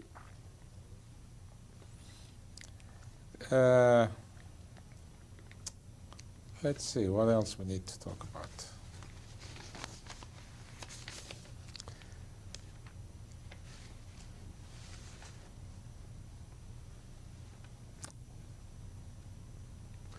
Covered everything. No, I think we still have some things we have not talked about. How about your work habits? Tell us about your work habits when you were young. Well, I used to ride on my bike like Charles Clement to work, and start very early, earlier than anyone else. Did that upset people? Yes, it always upset people. They said it's tough for them to come, they have traffic jams. In this respect, I was at odds with my staff, with the nurses, with the young physician. They didn't like the early rise. And what is early? well, I always started at 7 o'clock. 7 o'clock is early? 7 o'clock, yes. For young people, it was early. Now, did you do any swimming before you went to work? No, I did swimming after work in summer and lunchtime in winter, because otherwise it's too cold. I do this to this day, the swimming and the windsurfing. I think it's very edifying, and The great thing about these two things is that within short time, within an hour of exposure to cold water, cold wind, you take out all the calories. You don't have to run and jog for 3-4 hours to spend the calories. And you can eat with impunity afterwards. It's also very good for your sleep. So it's good for the night-day rhythm. Also, I was gratified to see George Bush parachuting, although it was a special kind of parachuting. We had to parachute 3-4 times a year just to keep in shape and do some marches. So I have to be in great physical shape all the time. Also, I was older than my regiment. I was 10 years older than my regiment, and I had to keep up with them. And a physician, a regimental physician in a paratroop regiment, doesn't have an ambulance or facilities to carry things. You carry all your things with you. So I had to be in very good shape, whether I wanted or not, just to keep up with my regiment so that I don't fall behind. So this was good, and this was a good antidote for the rigors of hospital life and the rat race of academic life. And what is your favorite outdoor sport? Is it swimming? It's swimming and sailing and windsurfing. It was once skiing until I broke a leg in an accident. I was a very avid skiing, and the fringe benefit of Schreier and Kolf is that you stride both sides of the Rockies. I could do this side, and it's the best powder skiing in the northern hemisphere is there. So skiing, and also I did ski in the little snow that there is on the Hermon mountain. Now, you've held on to staying on the paratrooper service longer than most people, would you say? Yes, I did stay until the mandatory age to get out. Which is? Which is like 50. Why? And you not only wanted to stay, but from what you're saying, you carried it with you to impose on your service at work. That tough, difficult, pushy, demanding. But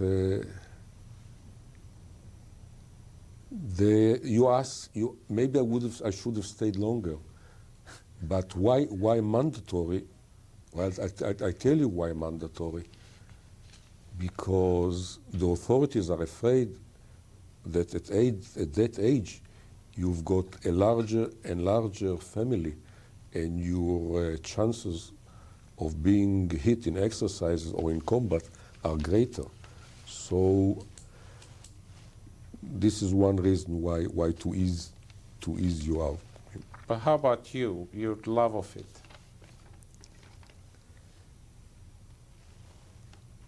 Your fascination with the paratrooper, and you referred to the personality of the paratrooper. I still can't figure it out. Well, it's the dedication to the bodies, the dedication to the country, the love of the outdoors, the ability to navigate by yourself. Nowadays you have the GPS. All the art of navigation is going to be lost. They could navigate by stars, they could navigate by maps and so on. And it's this type of personality that comes in stark contrast to the mid-generation phenomenon that happens in my country too, happens a lot here. The mid-generation, you are the center, you do what is good for you, good for yourself, and this brings to the fragmentation of society. If I go back to my paratroopers' body, we had all the camaraderie of a partisan group, partisans, like partisans in Second World War. It's a dangerous concept. There is an element of anarchy But the beauty of it is important. The beauty of it is important. So, Can we cut for a second? Whether it's the patients or whatever, if you talk a little bit more about anecdotes. One day I was walking and I felt... I have a story with Bob Schreier. Patient, that keep Americans out of it. Which story with Bob Schreier?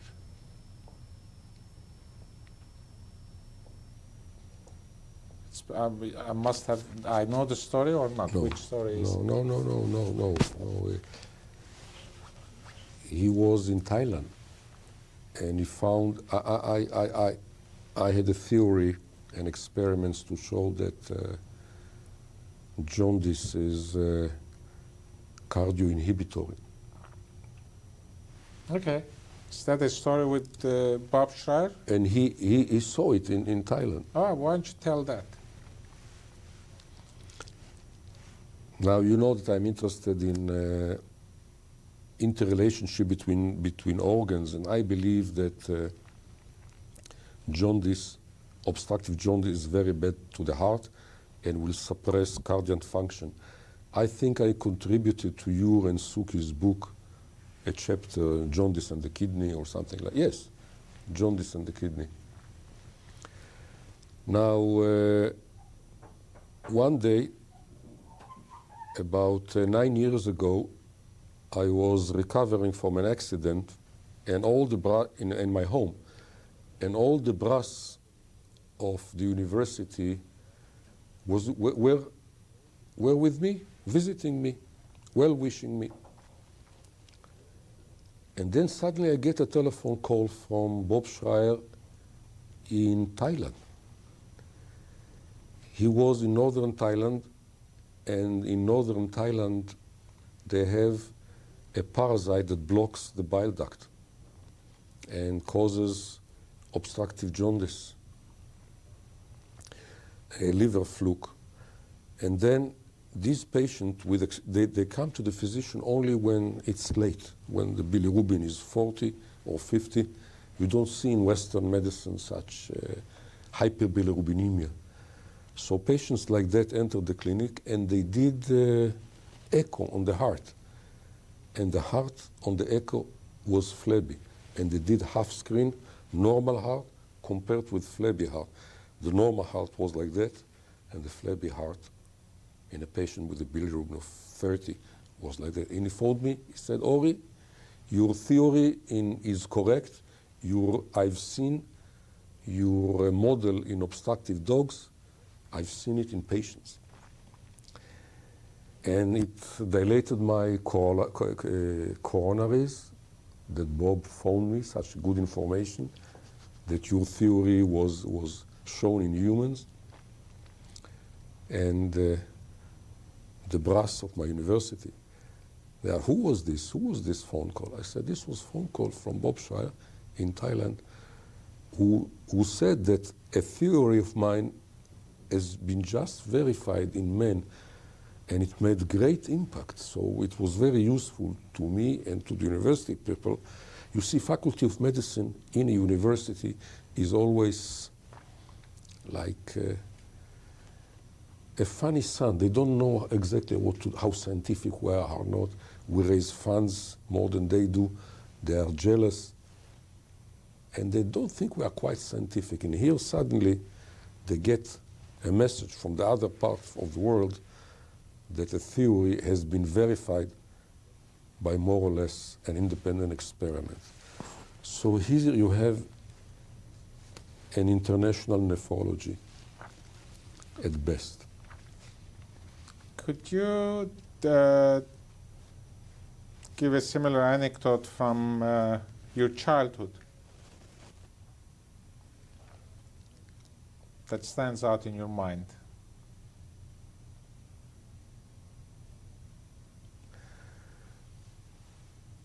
Well, I'll tell you a scary one. I had a very tough father. He believed in tough discipline, and When I was 3 or 4 years old, I remember that, I went up and we had a flat roof over a 2-story building. And I began to walk around the edge of the roof. And I never saw my father talking to me so softly. So he was the very strict father, suddenly completely changed, talking very, very, very softly. So I prolonged the walk as much. He said, Ori, come down, go here, go here. And I knew it will not last long. And then I came down and he became his self-disciplinary. I think I got a spanking. But it's only loving parents who do the spanking. And I believe in the strict discipline that I got from him. I believe in discipline. Who inspired you more to go into medicine, your mother or your father? I cannot say that. You cannot decide. I cannot decide. I got the more scientific side from my father and the more humane side from my mother. So it's a good blend. I got the best of both worlds. They were pioneers themselves. What would you do if you were going into nephrology today? Well, I don't know if I'll go into nephrology today because all the pioneering spirit in many, many units is gone. Dialysis, which was so exciting, transplantation, which was so exciting, is routine.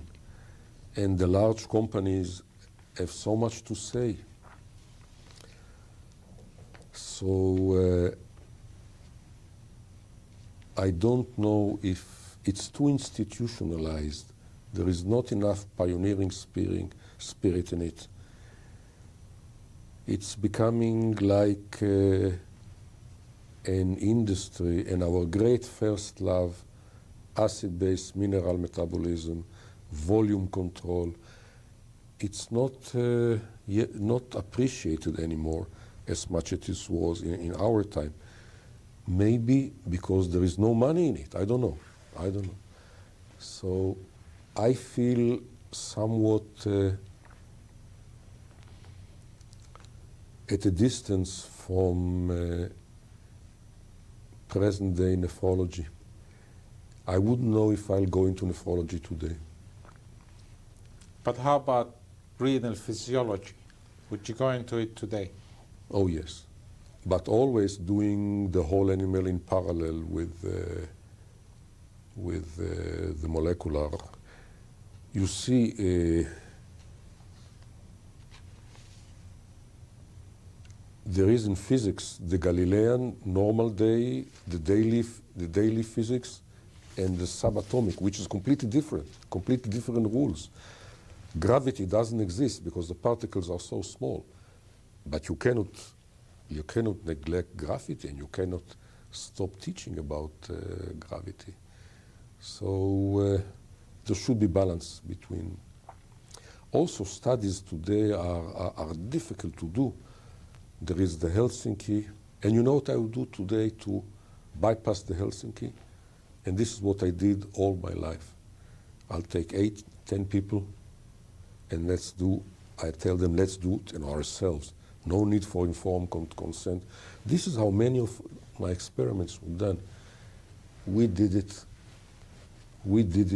on ourselves first. What are some of the studies? We need to stop.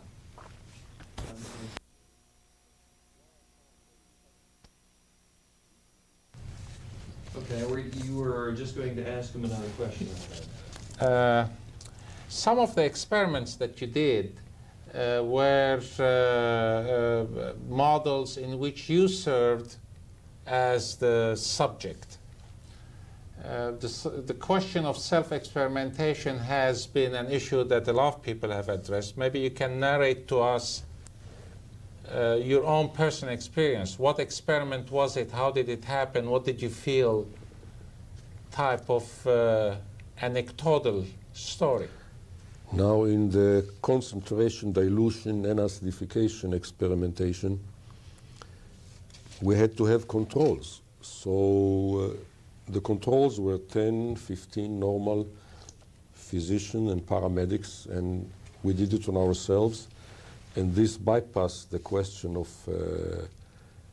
informed consent. We also did it in immersion studies to the neck. Did you immerse actually yourself? Yes. How does it feel? It feels good. It feels like you do it in thermoneutral water, which is 34 degrees. For somebody who loves swimming, it may be good, but how about the rest of us who don't have that love affair with swimming? No, it's pleasant. It's pleasant feeling. You see, I try to compare immersion in fresh water to immersion in the Dead Sea water. We had great expectations from that because Dead Sea is very, very, very, very dense, but the results were opposite to what we expected. So what do you mean the results were the opposite of what you expected? we thought that if you get tremendous diuresis, by immersing somebody into the Dead Sea. You get tremendous diuresis by immersing someone in fresh water. You'll get even more diuresis by putting him in the Dead Sea, which is very higher density. And then we thought we'll take cirrhotic and nephrotic patient to the Dead Sea and cure them and get tremendous diuresis, except we get the opposite. Why? Why? They absorb salt from the water? No, they absorb nothing from the water. The skin is impermeable because the Dead Sea is so heavy that it acts like tourniquet. The pressure is like 90 millimeters of mercury on the lower body, and it's act like a venous tourniquet. To get immersion diuresis, you need centripetally removal of fluid and central hypervolemia, and then you get diuresis. The Dead Sea will prevent the water, the volume from going centrally. So if somebody is heart failure and he goes swimming in the Dead Sea water, he may get reduced cardiac return. Yeah, you may say it's good for people in pulmonary edema. I wouldn't say. Don't immerse people with pulmonary edema. It may get worse. So, and then in all this respect, I had a database of what 15 normal people are, how much they concentrate, dilute, acidify, what is their response to immersion. And then also we created uremia in normal people by infusing urea and having high level of urea in the blood to see what effect it has on the kidney. We did it on ourselves. Yeah. By infusing? Infusing Urevert, yes. This is not a pleasant feeling at all. You know, I drank urea. You drank I didn't have IV urea, so I drank urea when I did my platelet studies. That's why I was asking you those questions. Well, drinking is different than having it IV. You want to change your mind about telling people about going into nephrology, or you don't want them to go into nephrology? No, I don't say so. I don't say it. I will only say that it lost a lot of its avant-garde status. And the breakthrough are behind us, and the breakthrough are now in different fields. If the nephrologist will be the man who will be in charge of all the acid-base problem, the hypertension problem, the volume problem, edema problem in the hospital, yes, then yes. But other than that, it's less exciting than in our time. Do you think nephrologists have given that up too easily? When critical care people came and started taking care of the acute problems? Yes. Do you think nephrology lost some of its flair and attractiveness and challenge by giving up? Nephrology lost a lot to the intensive care people, and it's their loss. I think we shouldn't have done it. We shouldn't have allowed it. We shouldn't have relinquished the treatment of hypertension. This is all part and parcel of nephrology. How about the radiologic procedures in doing kidney biopsies or renal artery stenosis? Well, they can do the renal artery stenosis. We'll do the biopsies, I think. But they are doing the biopsies also. As you know, 40% of the kidney biopsies in the United States are being done by radiologists. Well, as long as we all sit together and study the biopsies, and we do plenty of... But that's maybe the heart of the problem. Radiologists have no devotion to the kidney. It's just a procedure. And do you think they have an interest in studying the kidney? Well, nephrology, I mean radiology and imaging people will always be in the second line. They are not directly responsible to people. They are only consultants. It's we who see the patients. It's we who make the decision. So they are behind. But they are the ones who are being paid. The procedure is what generates the money that is necessary to sustain the work. Well, maybe you don't have that problem. We do have it in the States. Well, I'm exempt of this problem in Israel.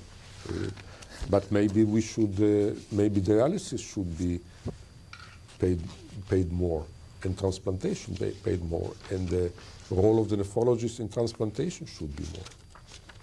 All right, I'll read this again, and then I'll pose the question.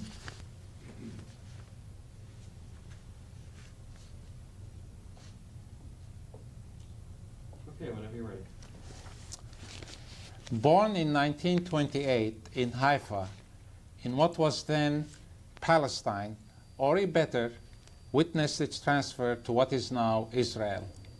It is there that he graduated from medical school from the Hadassah Hebrew University Medical School in Jerusalem in 1957. Inherently bright and a pioneer spirit, he went on to become one of the founding fathers of nephrology in Israel, particularly in his northern part of the country that was native to him. In the process, he contributed to the emerging world nephrology community of the 1960s and helped focus its attention on the nascent nephrology discipline in Israel.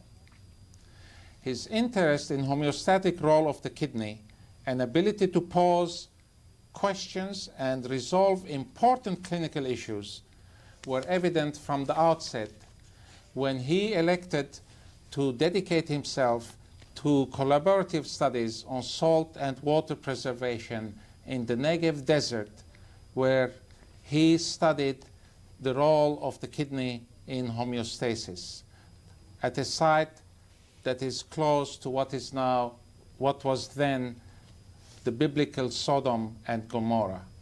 Since then, he has continued to do good work under adverse conditions and contributed to the understanding of the homeostatic process of the kidney. Upon completion of his service, he went to Cedars-Sinai Hospital in Los Angeles for his first formal exposure to a nephrology training program in the United States. There, he worked with Chuck Kleeman, himself a student of John Peters and one of the founders of American nephrology, and world leaders in the study of metabolism. Over the years, Ori expanded on his exposure to American nephrology training programs by intermittently spending time at Georgetown, University of Utah, University of Colorado, Yale, and State University of New York in Stony Brook. He did this while establishing the first nephrology program in northern Israel at the Rambam Hospital in Haifa, where he was chief of nephrology from 1959 to 1993. In the process, he founded a renal transplant program that performed the first cadaver transplant in Israel in 1965. At a broader level, and again under the leadership of Professor Ehrlich, he helped in the establishment of the Faculty of Medicine at the Technion Israel Institute of Technology in Haifa in 1971, becoming dean of its medical faculty in 1983. In 1985, he was appointed Annie Chutik Professor of Medicine, a title he still holds. In 1993, he retired from his administrative responsibilities to devote himself to research as head of the Rebecca Chutik Crash Syndrome Center. His work there has made him a sought-after world consultant on post-traumatic soft tissue injury.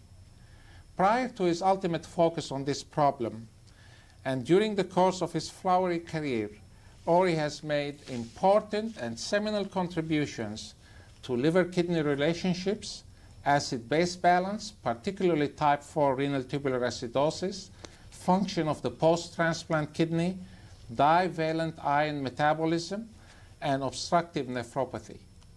Most of his work has centered on human clinical research using readily available techniques and always focused on questions raised at the bedside. In fact, it is at the bedside that the unique attributes of Ori are most evident as a first-rate physician and teacher. He is worshipped by his patients and adored by his students and trainees. This is based as much on his vast medical knowledge that he shares freely as his uniquely warm personality that endears him to anyone who comes in contact with him. It is this that has made him also a sought-after friend and colleague of the international nephrology community. It is a special pleasure for me to conduct this interview of Ori Better for the Video Legacy program of the International Society of Nephrology. I would like to begin the interview at the start of his career by asking, why did you go to medicine and why did you choose nephrology in the first place? Okay. Very good. Anything else you want to say? We still have time, and there is tape. Let him stop it for a minute and let me think. Well, now I'm part of the establishment itself because the Ministry of Health put me in a supervisory position to oversee live transplant. There was lots of abuse of live transplant in Israel, kidney being bought and sold, and there was outcry in the newspaper. So in order to regulate it and supervise it, they made a committee of 4 or 5 people, and I'm sitting on it. And every live, not cadaver, every live transplant that will be done in Israel will need my signature. So here at a ripe age, I'm about to regulate the industry, so to say. I'm also advisor to our home front command, which does all the search and rescue operation and excavation of casualties under the rubble, because what we talked about was only the medical aspects, the engineering part of it and the logistics and the search and the dogs, all this huge effort. We are just one part of it. So I'm advising to them and I'm part of their exercises. So this is it, I think. While you are in the part of the establishment, the rest of us who have remained advocates of the patient still have to face the shortage of organs for the number of patients who are awaiting transplantation. Do you have any thoughts on how to handle that problem? Obviously, the issue that you're looking at buying and selling organs is a solution. Ethical or not is another question, but the problem persists. Do you have any thoughts on how to handle that problem?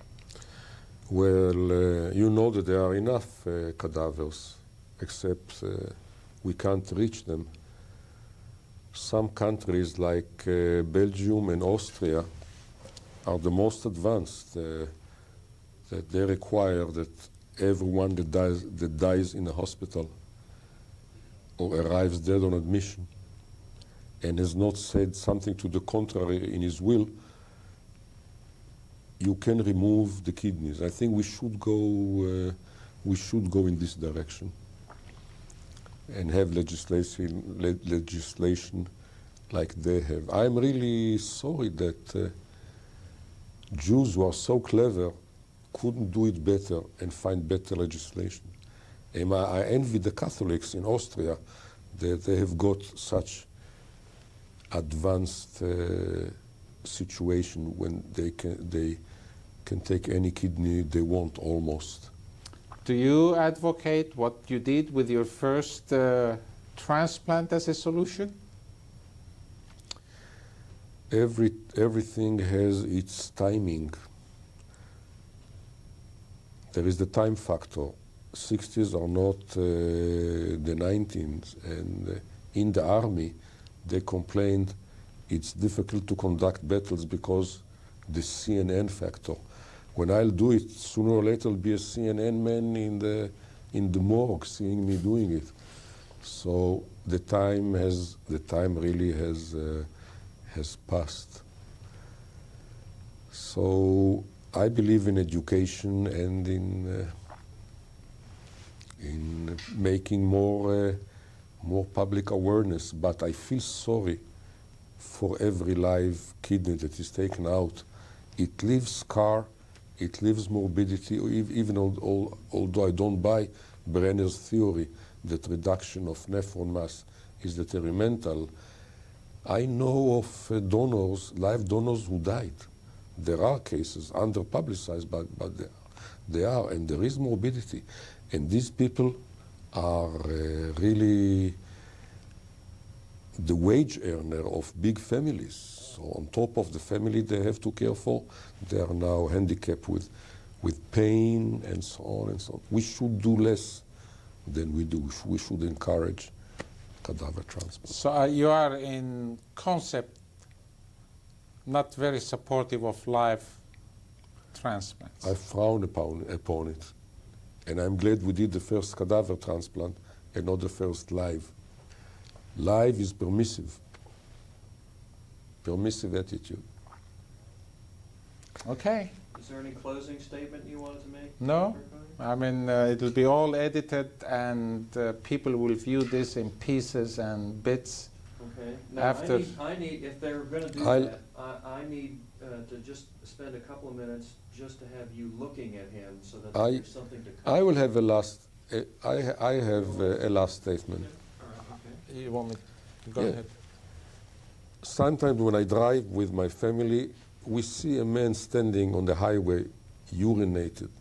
And they say, oh, what a shame, why does he do it? I say, don't say that.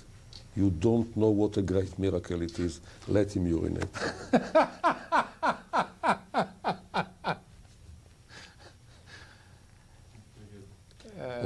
On this, Now, just look at him as if I'm you're talking. listening to him talk, okay?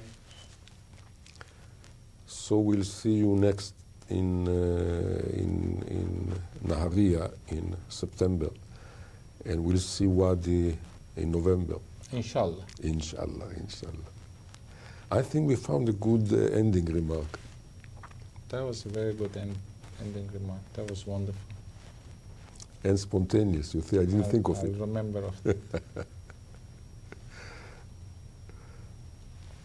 Maybe, Doctor, could I get you to take a look at your notes, look up and down at your notes? Like so, with this, Right. with a pen in my hand. Sure, absolutely. And what did you do after that? It shows here that you went to Los Angeles. I assume that was right. Okay, don't talk, we're just getting the reactions. Just Maybe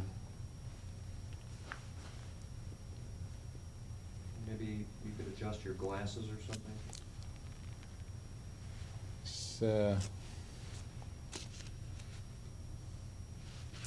When your children were in the Armenian quarter in Jerusalem, did they find any, and still Armenian living there, speaking Armenian, and maybe even Aramaic, no? No. Who knows? Who knows? Let me see this. Okay.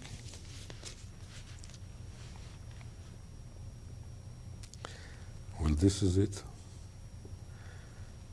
When we finish this, we should go to your office because Vicky Parker will call. Where was she going to find that from? She'll call to your office. No, how was she going to find out? She's going to find to call KI Central In Little Rock. in Little Rock. Yes.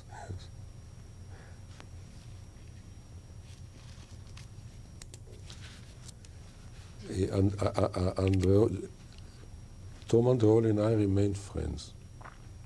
What do you mean by remain friends? Was there Very a good, reason gentlemen, that's all we not need. to be friends? Thanks so much, Rob. He rejected.